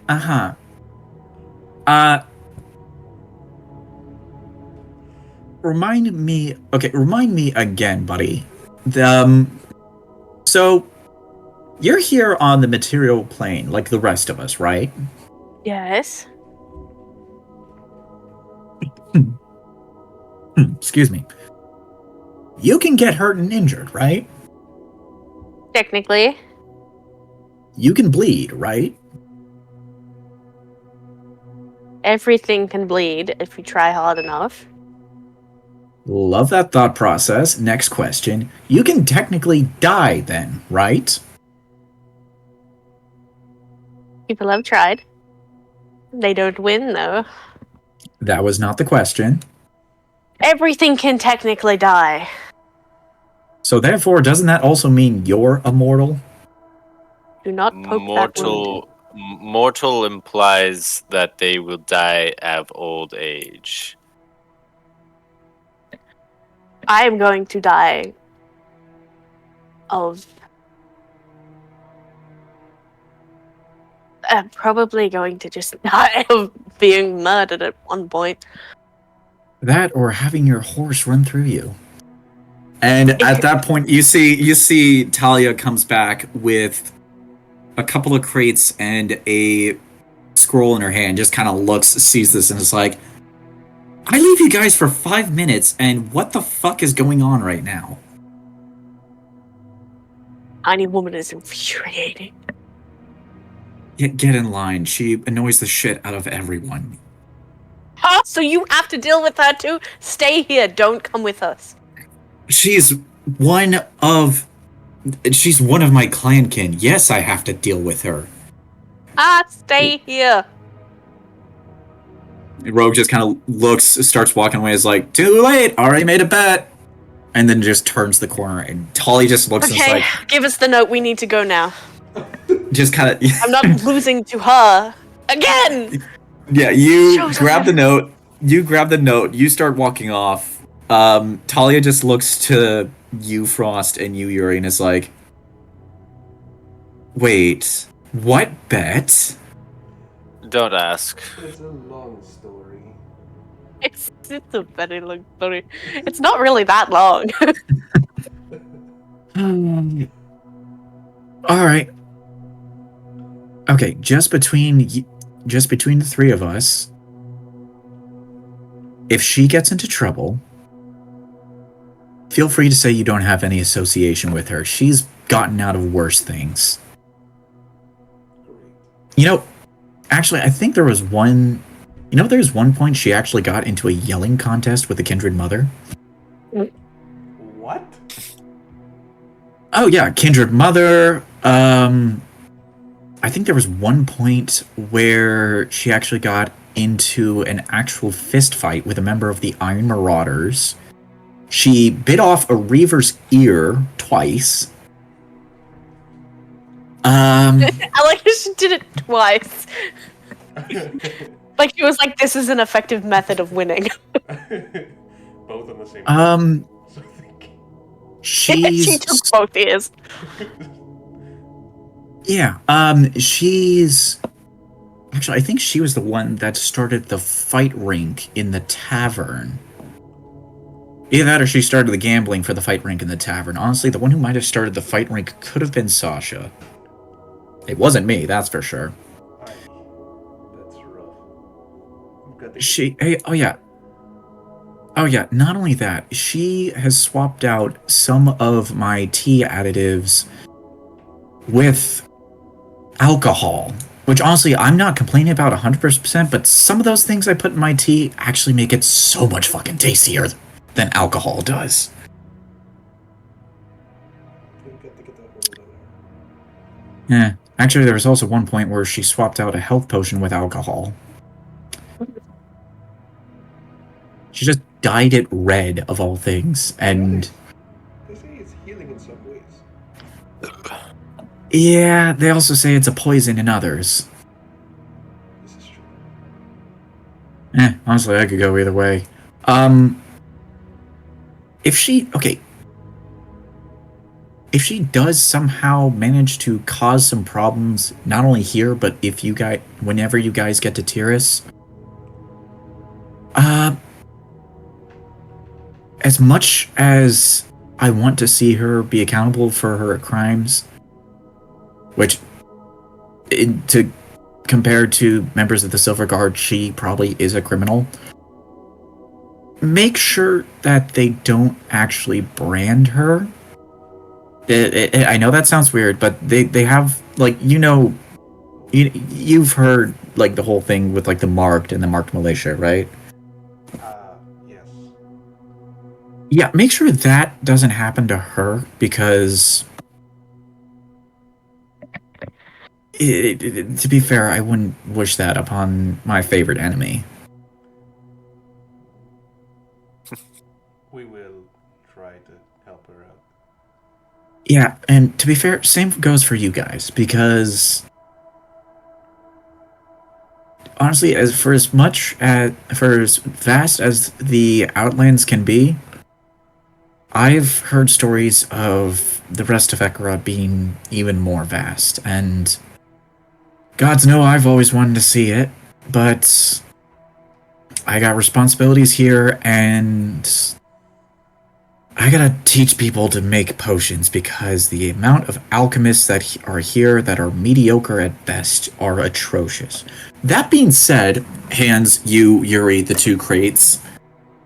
Give this to the guy at the front gate.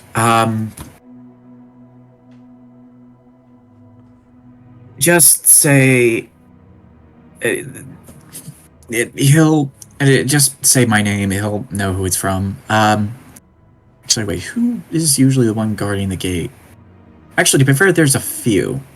Anyway, I forgot to mention this before, but the one guy you want to find there is a member of the Silver Guard by the name of Atticus Blake. He's a friend. Okay. Am I allowed to ask what's in this box? That's so important. Potions, poisons, other enchanted drinks and whatnot. For some reason, the stuff that they give the Silver Guard is half shit. Trust me, I've tasted it.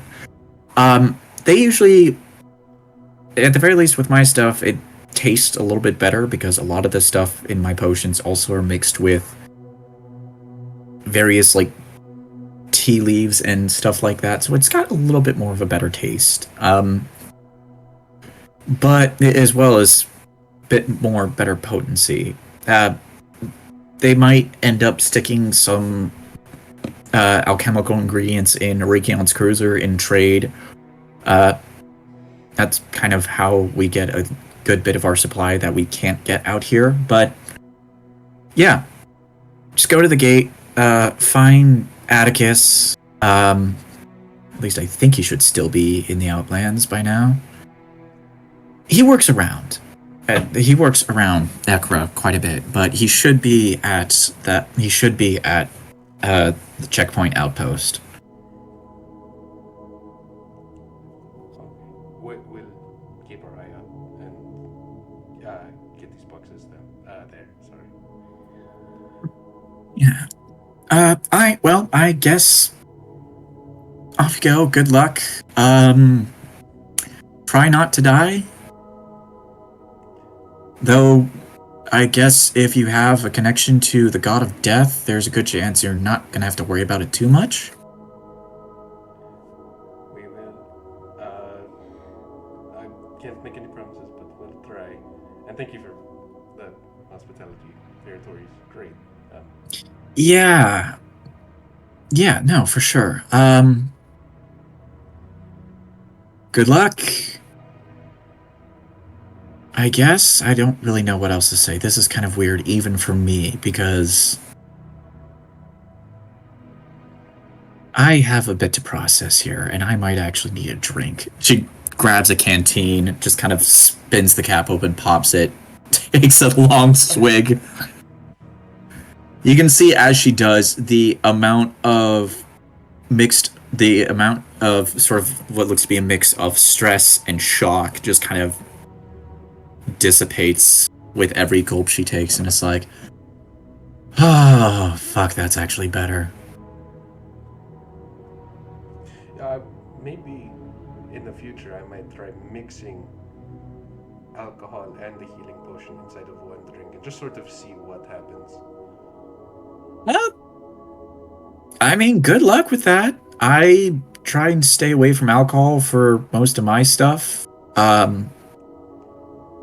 the very least for mixing and whatnot. But whatever floats your boat.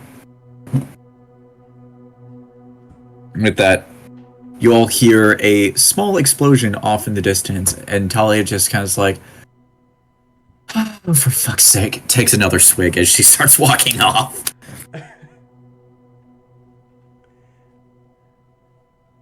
Okay, where are we? Yeah, no. Well, Icarus at this point is already walked off. And is probably at this point just kind of waiting with Nugget just kind of next to the cruiser and is like, Yeah. come on, He's already on Nugget. He's like, where the fuck are these people? Yeah, I'm ready to yeah, go. it's just Where like- am I it's to be like- going by now? Rogue's he's already like, gone. Oh yeah, no, Rogue is already left by now. So you guys eventually get to the cruiser. Arakion kind of leads the drive to Checkpoint Outpost, where none of you have been for the most part. Frost maybe, we'll get there later.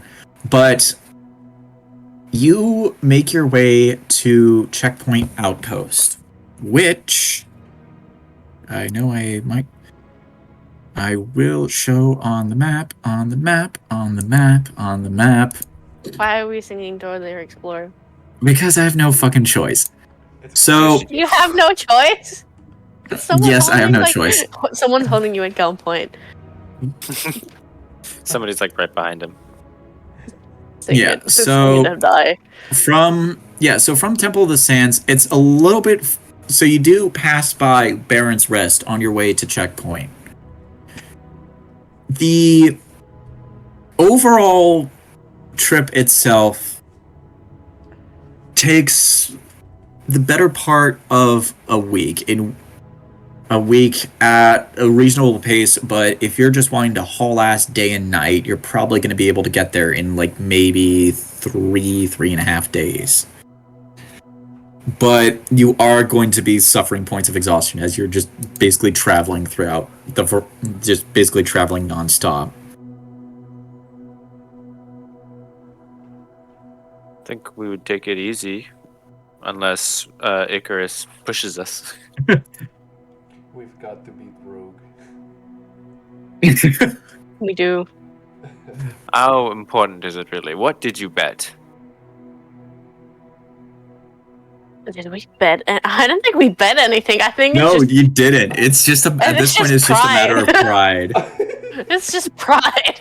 At this point, it's just a matter of pride. So, Icarus, are you going to try and have everyone go at a steady pace for the better part of a week, or are you just going to go for the day and night haul ass?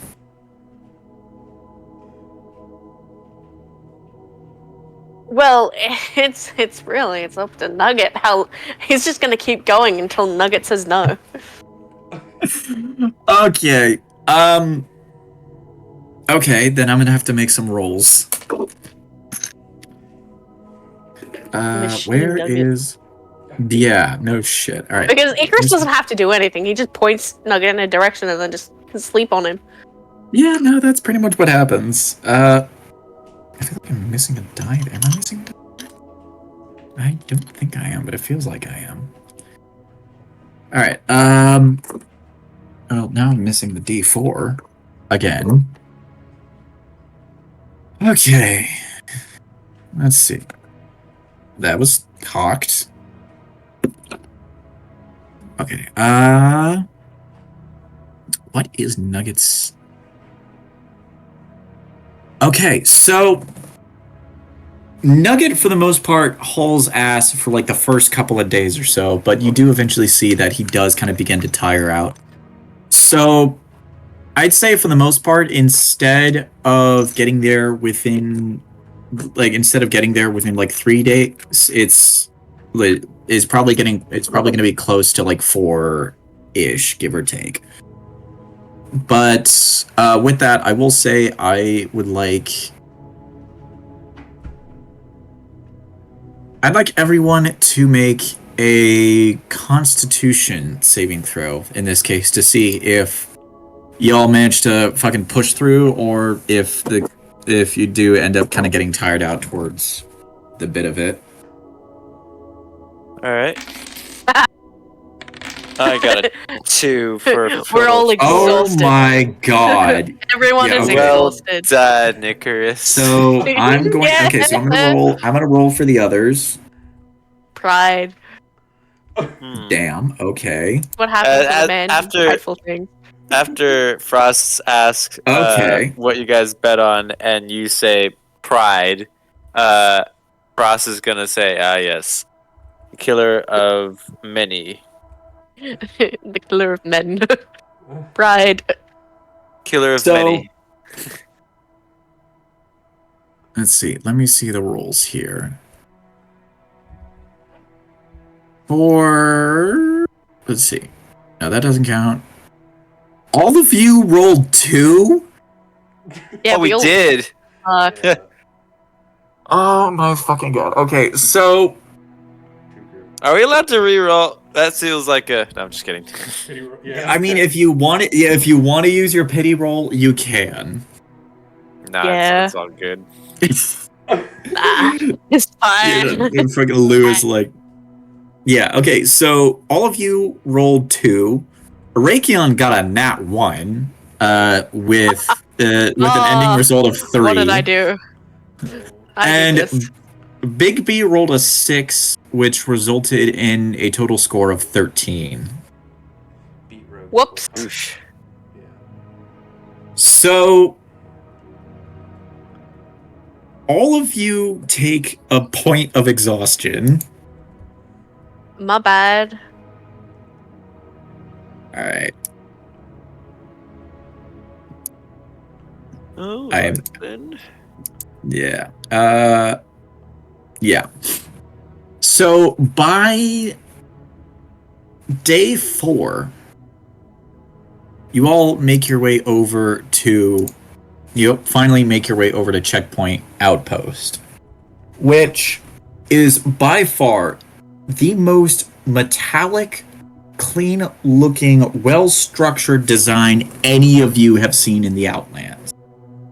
The materials themselves that make out the borderlines of the outpost are not made of scrap metal. They're made of what looks to be a sort of alloy of, like, possibly some sort of steel alloy and whatnot that is kept. It's still weathered from, like, the variety of sands and storms and whatnot, but compared to other places you've seen out here, it looks too damn clean. You see that the sort of outer wall itself also holds what looks to be a gate And a little bit further from the outpost, you see the border wall itself between the Outlands and Tyrus, which is a towering structure made of metal and stone. You have... I don't think any one of you guys have been this close to the border wall in itself. Yuri, I know for certain has not, as he's spent most of his life in Baron's Rest. But for the most part, like, it's not that uncommon to see the wall, but to see it this close to where you look up and the wall itself still continues to be kind of to stretch high into the heavens. It is fucking tall. And then just quite a bit of ways away from that, in front of you, is what all of you have kind of been known to be nicknamed as Checkpoint Outpost. On your side of the outpost, there is a reinforced gate with a collection of guards, not only on the ground, but in various perches. As you make your way closer, one guard kind of holds a hand up to stop you. And as he does, you see that, much like everything else in relation to Tyrus, this motherfucker definitely looks out of place. His metal looks to be almost well polished and smooth and kind of giving off a glaring shine to the rest of the kind of glaring shine into your eyes from the reflection of the sun. The colors on what looks to be his tabard look to be a mix of blues and grays. He makes his way over to you, kind of raises his helmet up, and he goes, "Alright, what are you all here for?"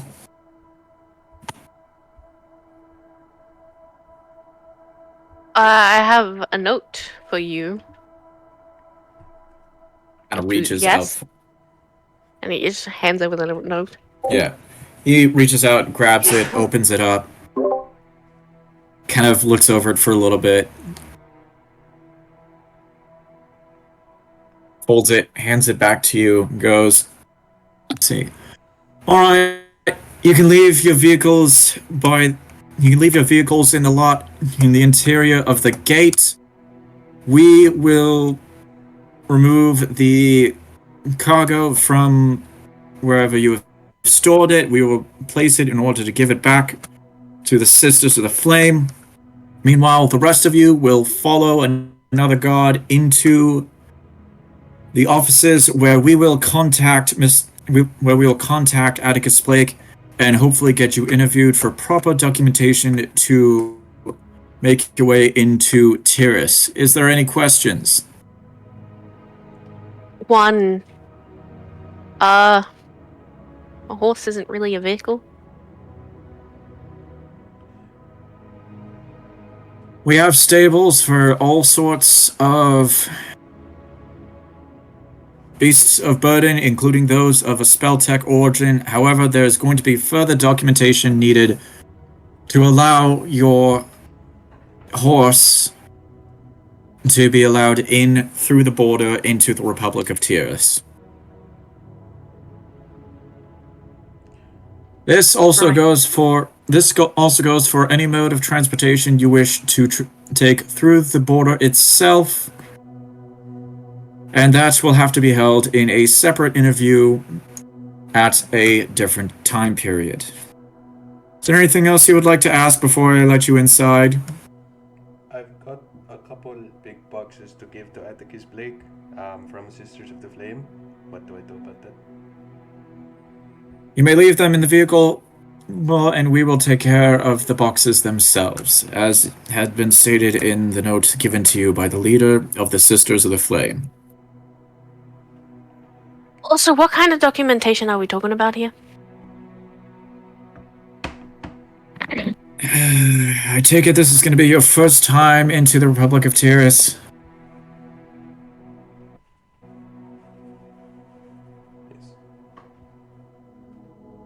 Yes. From when you were asking, I'm going to assume yes. You, Dragonborn. Is this going to be your first time into Tyrus? I don't know. What do you think? That's entirely up to you, but depending on what you answer, it might... Let me just roll something. Excuse me. Also, while he's rolling, I did not hear a damn thing you said because I had to take my headphones off. No, that's fine. So depending on what you answer right now for Frost, that is going to change his response a little bit. No, I meant to Icarus about what Icarus said. Hold on. What part did you miss? What kind of I asked what kind of documentation. Well, before he got to that, he just asked if this was going to be your first time into Tyrus. So what I rolled gives me this answer. Is it possible for Frost to be from Tyrus? Yes. There are a couple routes that could be taken into that account. Frost, the couple of reasons that Frost could be in the Outlands and hailing from Tyrus, he could be one of the marked, which would mean that in Tyrus he was some form of a criminal. Hang on, let me DM you something. Yeah, go ahead. I just had an idea. And B, there's a thing in his backstory that is kind of really applies here. Yeah. That, or it's not part of his backstory, it's in his inventory, but it is a part of his backstory. Gotcha. So yeah.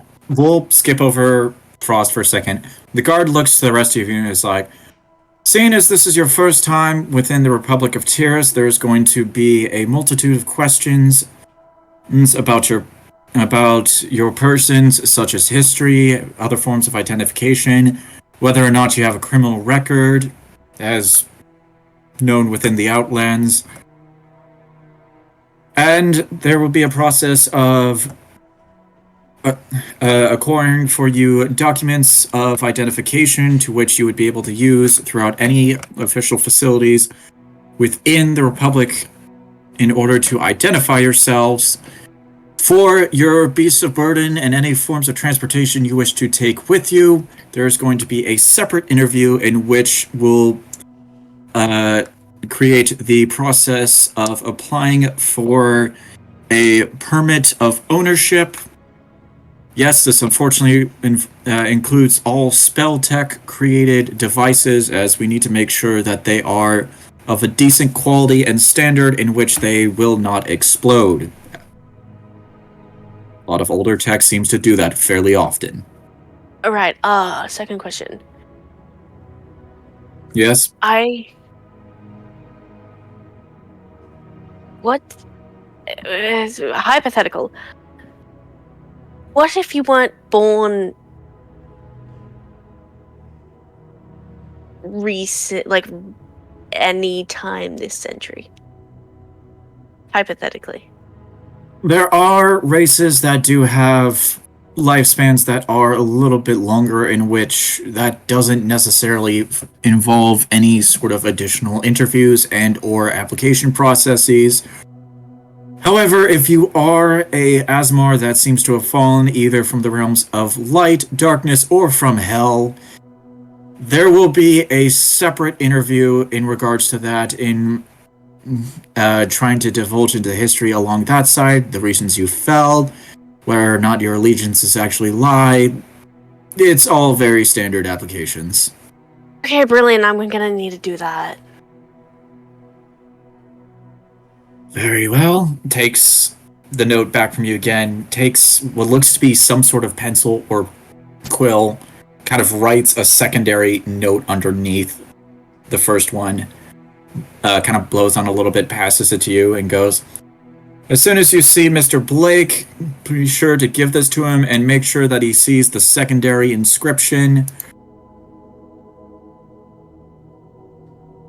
Hey, will do.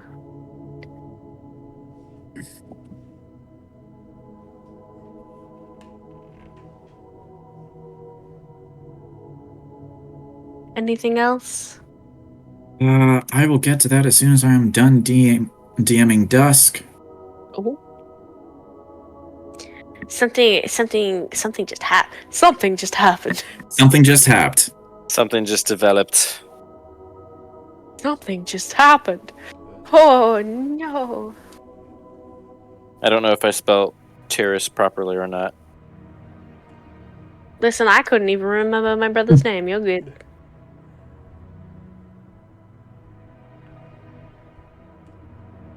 Oh, he's typing a lot. That's really funny. Do you want to know what I've been playing this entire time? Take a guess. Take a wild shot. What do you think I've been playing? Animal Crossing. No, No. Candy Crush. No, Fox. Carla, why don't you guess? Hades 2. Oh, I wish. No. What is it? With our minds. Carlo, what fucking game do I never not play? Oh, are you playing Baldur's Gate? Yeah. Oh. Yeah, again. Yeah, I just restarted and I'm doing another fight. Baldur's Gate's gonna be the new Skyrim when it comes to new playthroughs, isn't it? I think I'm on 25 now. Oh dear lord. And I'm playing as a stallion this time. Alright, Dusk, did you just get my text? Yeah, I did see it. Ooh, I We'll feel just, intoxicated. I'll tell you about it later, but he'll just say, I am from Tyrus.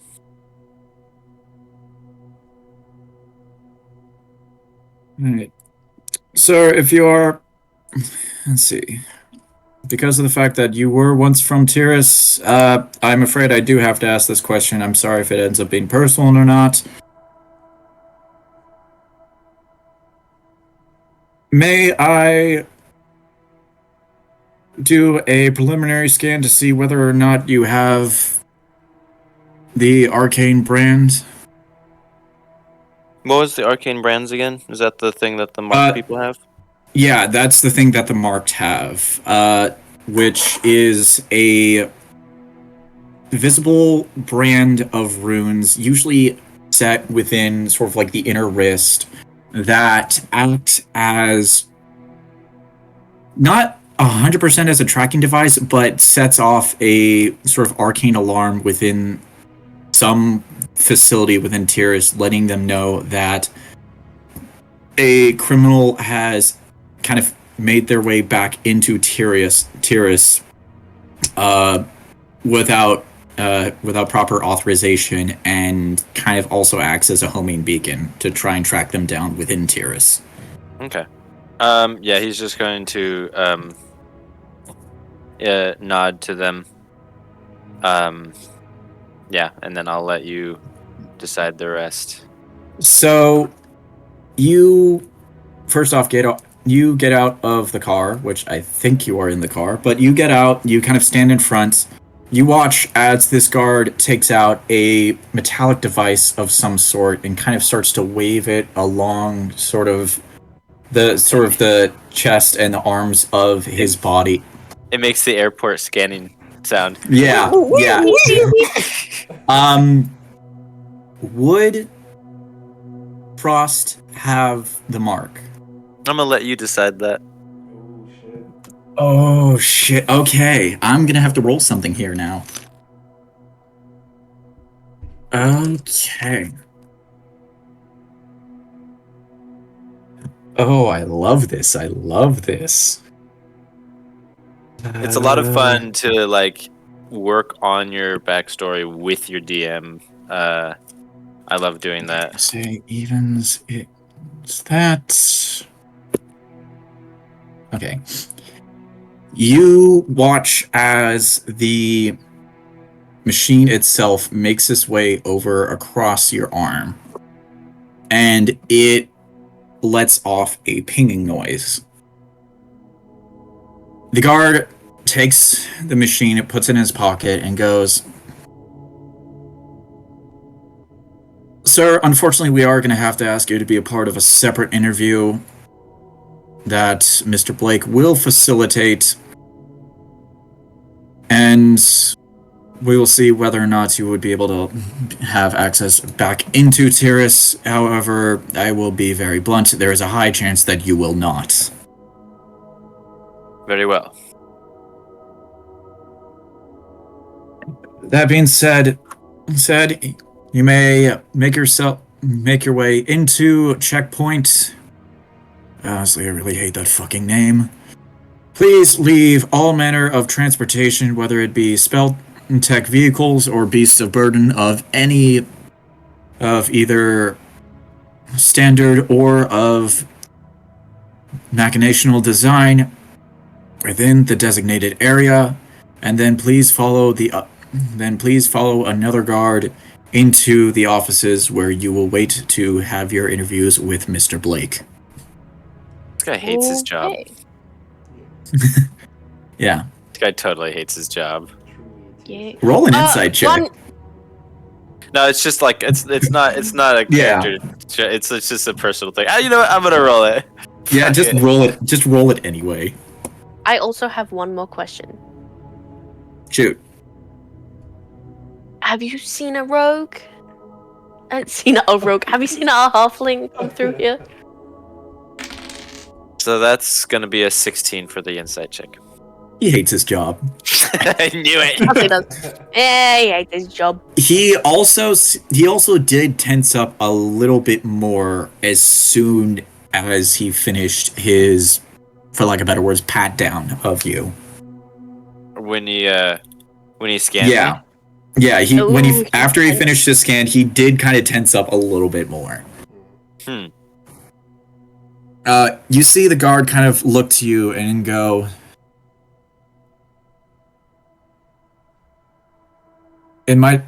maybe? I don't know, I started my shift like an hour ago. Or at least it feels like it should have been an hour ago. Might have been 5. Okay. Anyway, welcome to Checkpoint Outpost. Please follow the rules and don't kill anyone. That really is Shucks, I was planning to kill everyone. So the gate opens with a mass grinding. You see, as you guys make your way through, the guard kind of stands behind all of you as you make your way through, and you do see that he does pull out some sort of other device and is like speaking through it.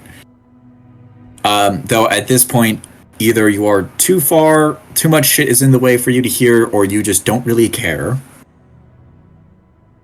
Yes. But as you do see that some of the other guards that are kind of along the gate here seem to pay a little bit more attention to you guys in a more attentive manner.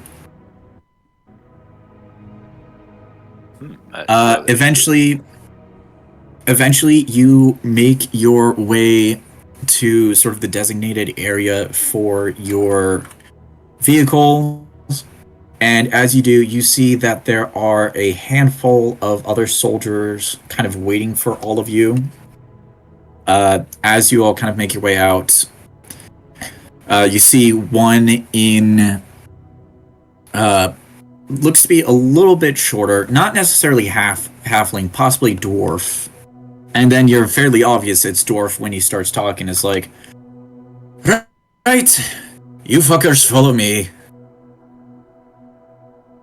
Hey, I like this guy already. Hey, anyway,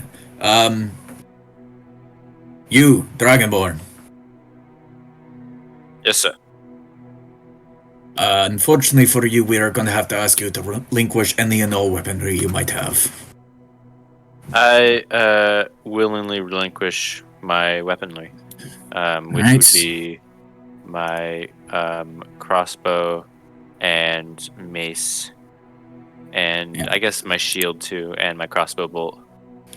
Yeah. Wow. So all of you watch as Frost pulls out his weapons, kind of sets it in the arms of another guard that is kind of taking them, and you see that they're like cataloging each of the weapons and whatnot. It would be so funny if I had enough weapons to just keep pulling them out. Oh no, that happened to Arakion. Arakion and Icarus Yep. had to do that once, and Oh, they just yeah. kept pulling more and more shit out.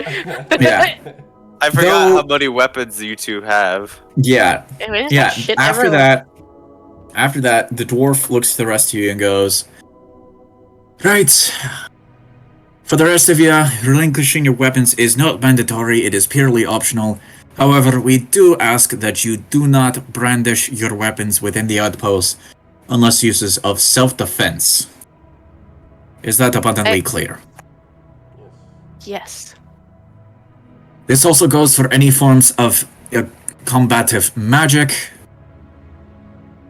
If you do end up using any forms of said magic without it being any manner of self-defense, we will then eventually either incarcerate you, kick you out, or put some sort of magical suppressant on you."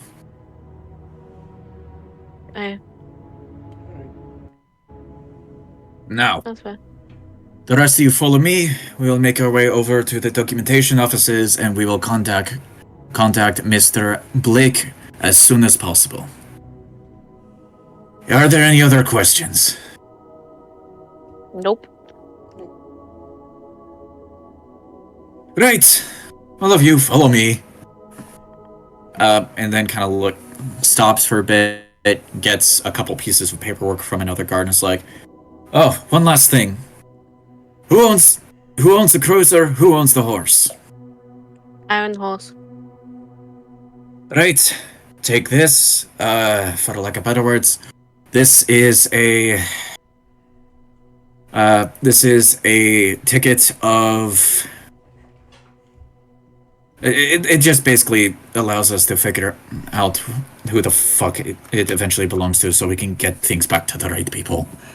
Now, cruiser, Gosh, who? everybody curses so fucking much in this world. But also it's also a fucking dwarf, so... Yeah, it's a dwarf. And also, these are Tyrian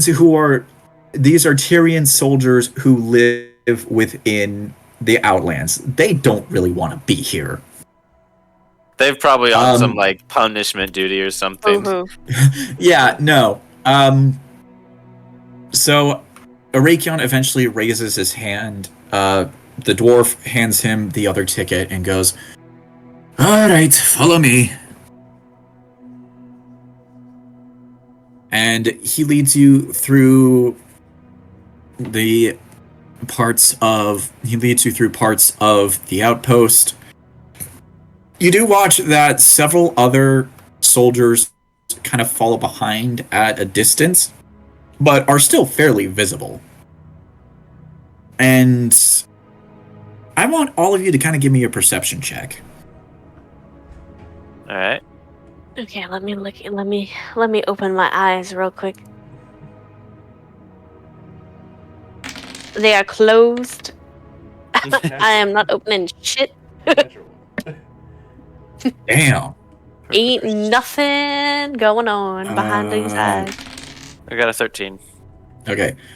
Frost, all of the soldiers are looking directly at you.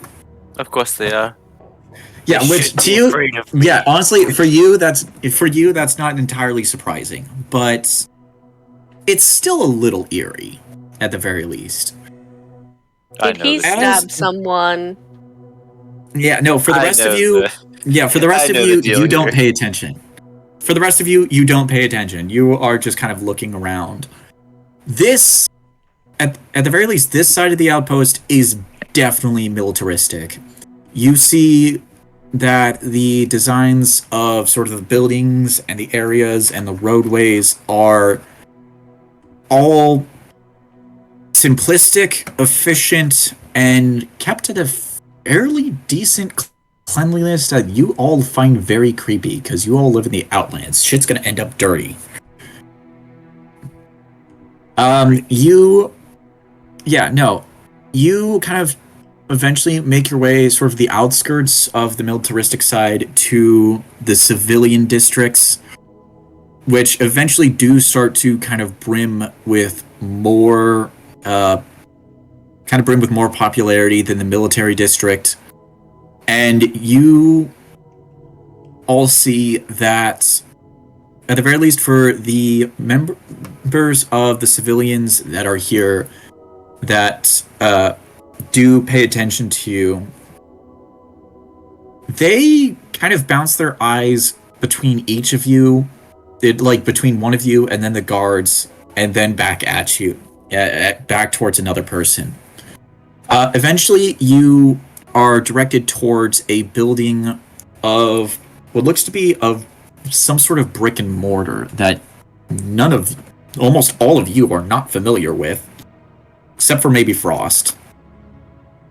The guard then opens the door and goes, "All right, make your way through. No fuss."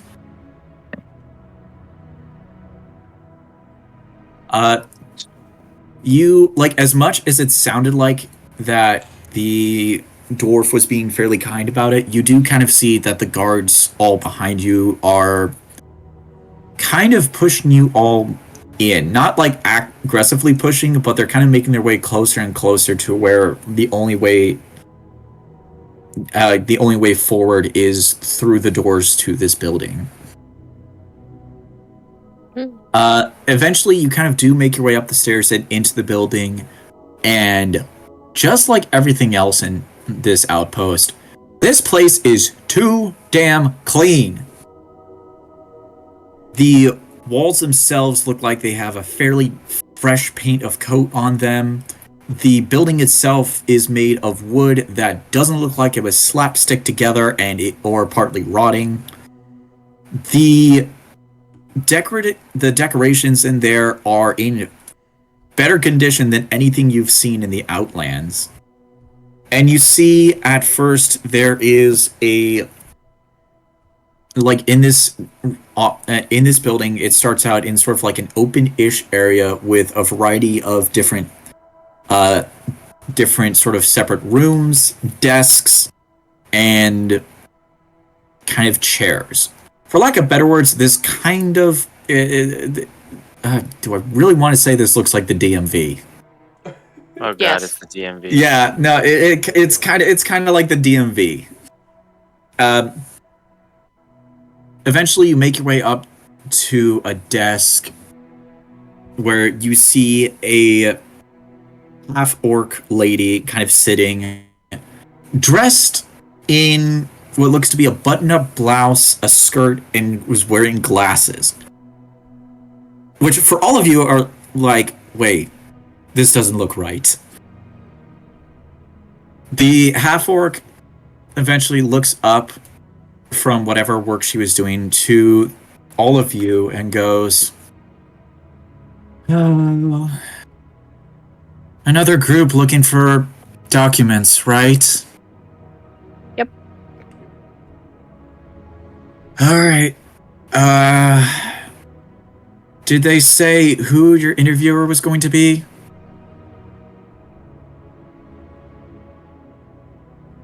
Did they? Mr. something Burke? Blake? Mr. Burke. Mr. Blake? Not Mr. Mr. Blake? Burke? Burke? Blake? Mr. Blake? Burke? Mr. Blake. You can see her kind of going through a variety of different folders and whatnot, is typing something up on some sort of console that none of you fucking know. Eventually looks back to you and it's like, "Alright, down the hall, third door on the left, all of you sit down there. Mr. Blake will be with you in a moment." Thank you. I hate this. Icarus just walks up. I hate this.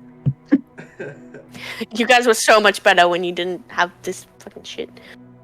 Anyway, get in line, sweetheart. This isn't meant to be fun. Anyway, you all go down the corridor, and to sort of the room that the lady sort of mentioned. You watch that still there are one or two guards that are still following you for some reason. One actually ends up kind of leaning over and talking to the half-orc in sort of what looks to be whispered tones. Eventually, you guys make your way into the room itself. You close the door. First thing you immediately realize is this, like, in comparison to sort of the main open area of the building itself, which had a little color to it at the very least, this room itself is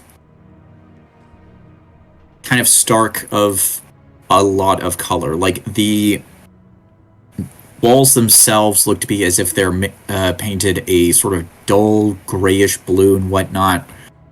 The tables that are kind of set out, albeit they're not entirely they're not entirely the best looking tables that you kind of saw out in the main corridor, but they definitely don't look to be, these look to be sort of more simplistic and whatnot. The same thing with the chairs. There are no windows of any sort within this particular room itself. It's still fairly lit, though. The only thing that might seem to be any sort of a window is through the door itself, and the only thing you can see through that are the backs of two members of the Silver Guard, sort of standing watch, as you all sit down.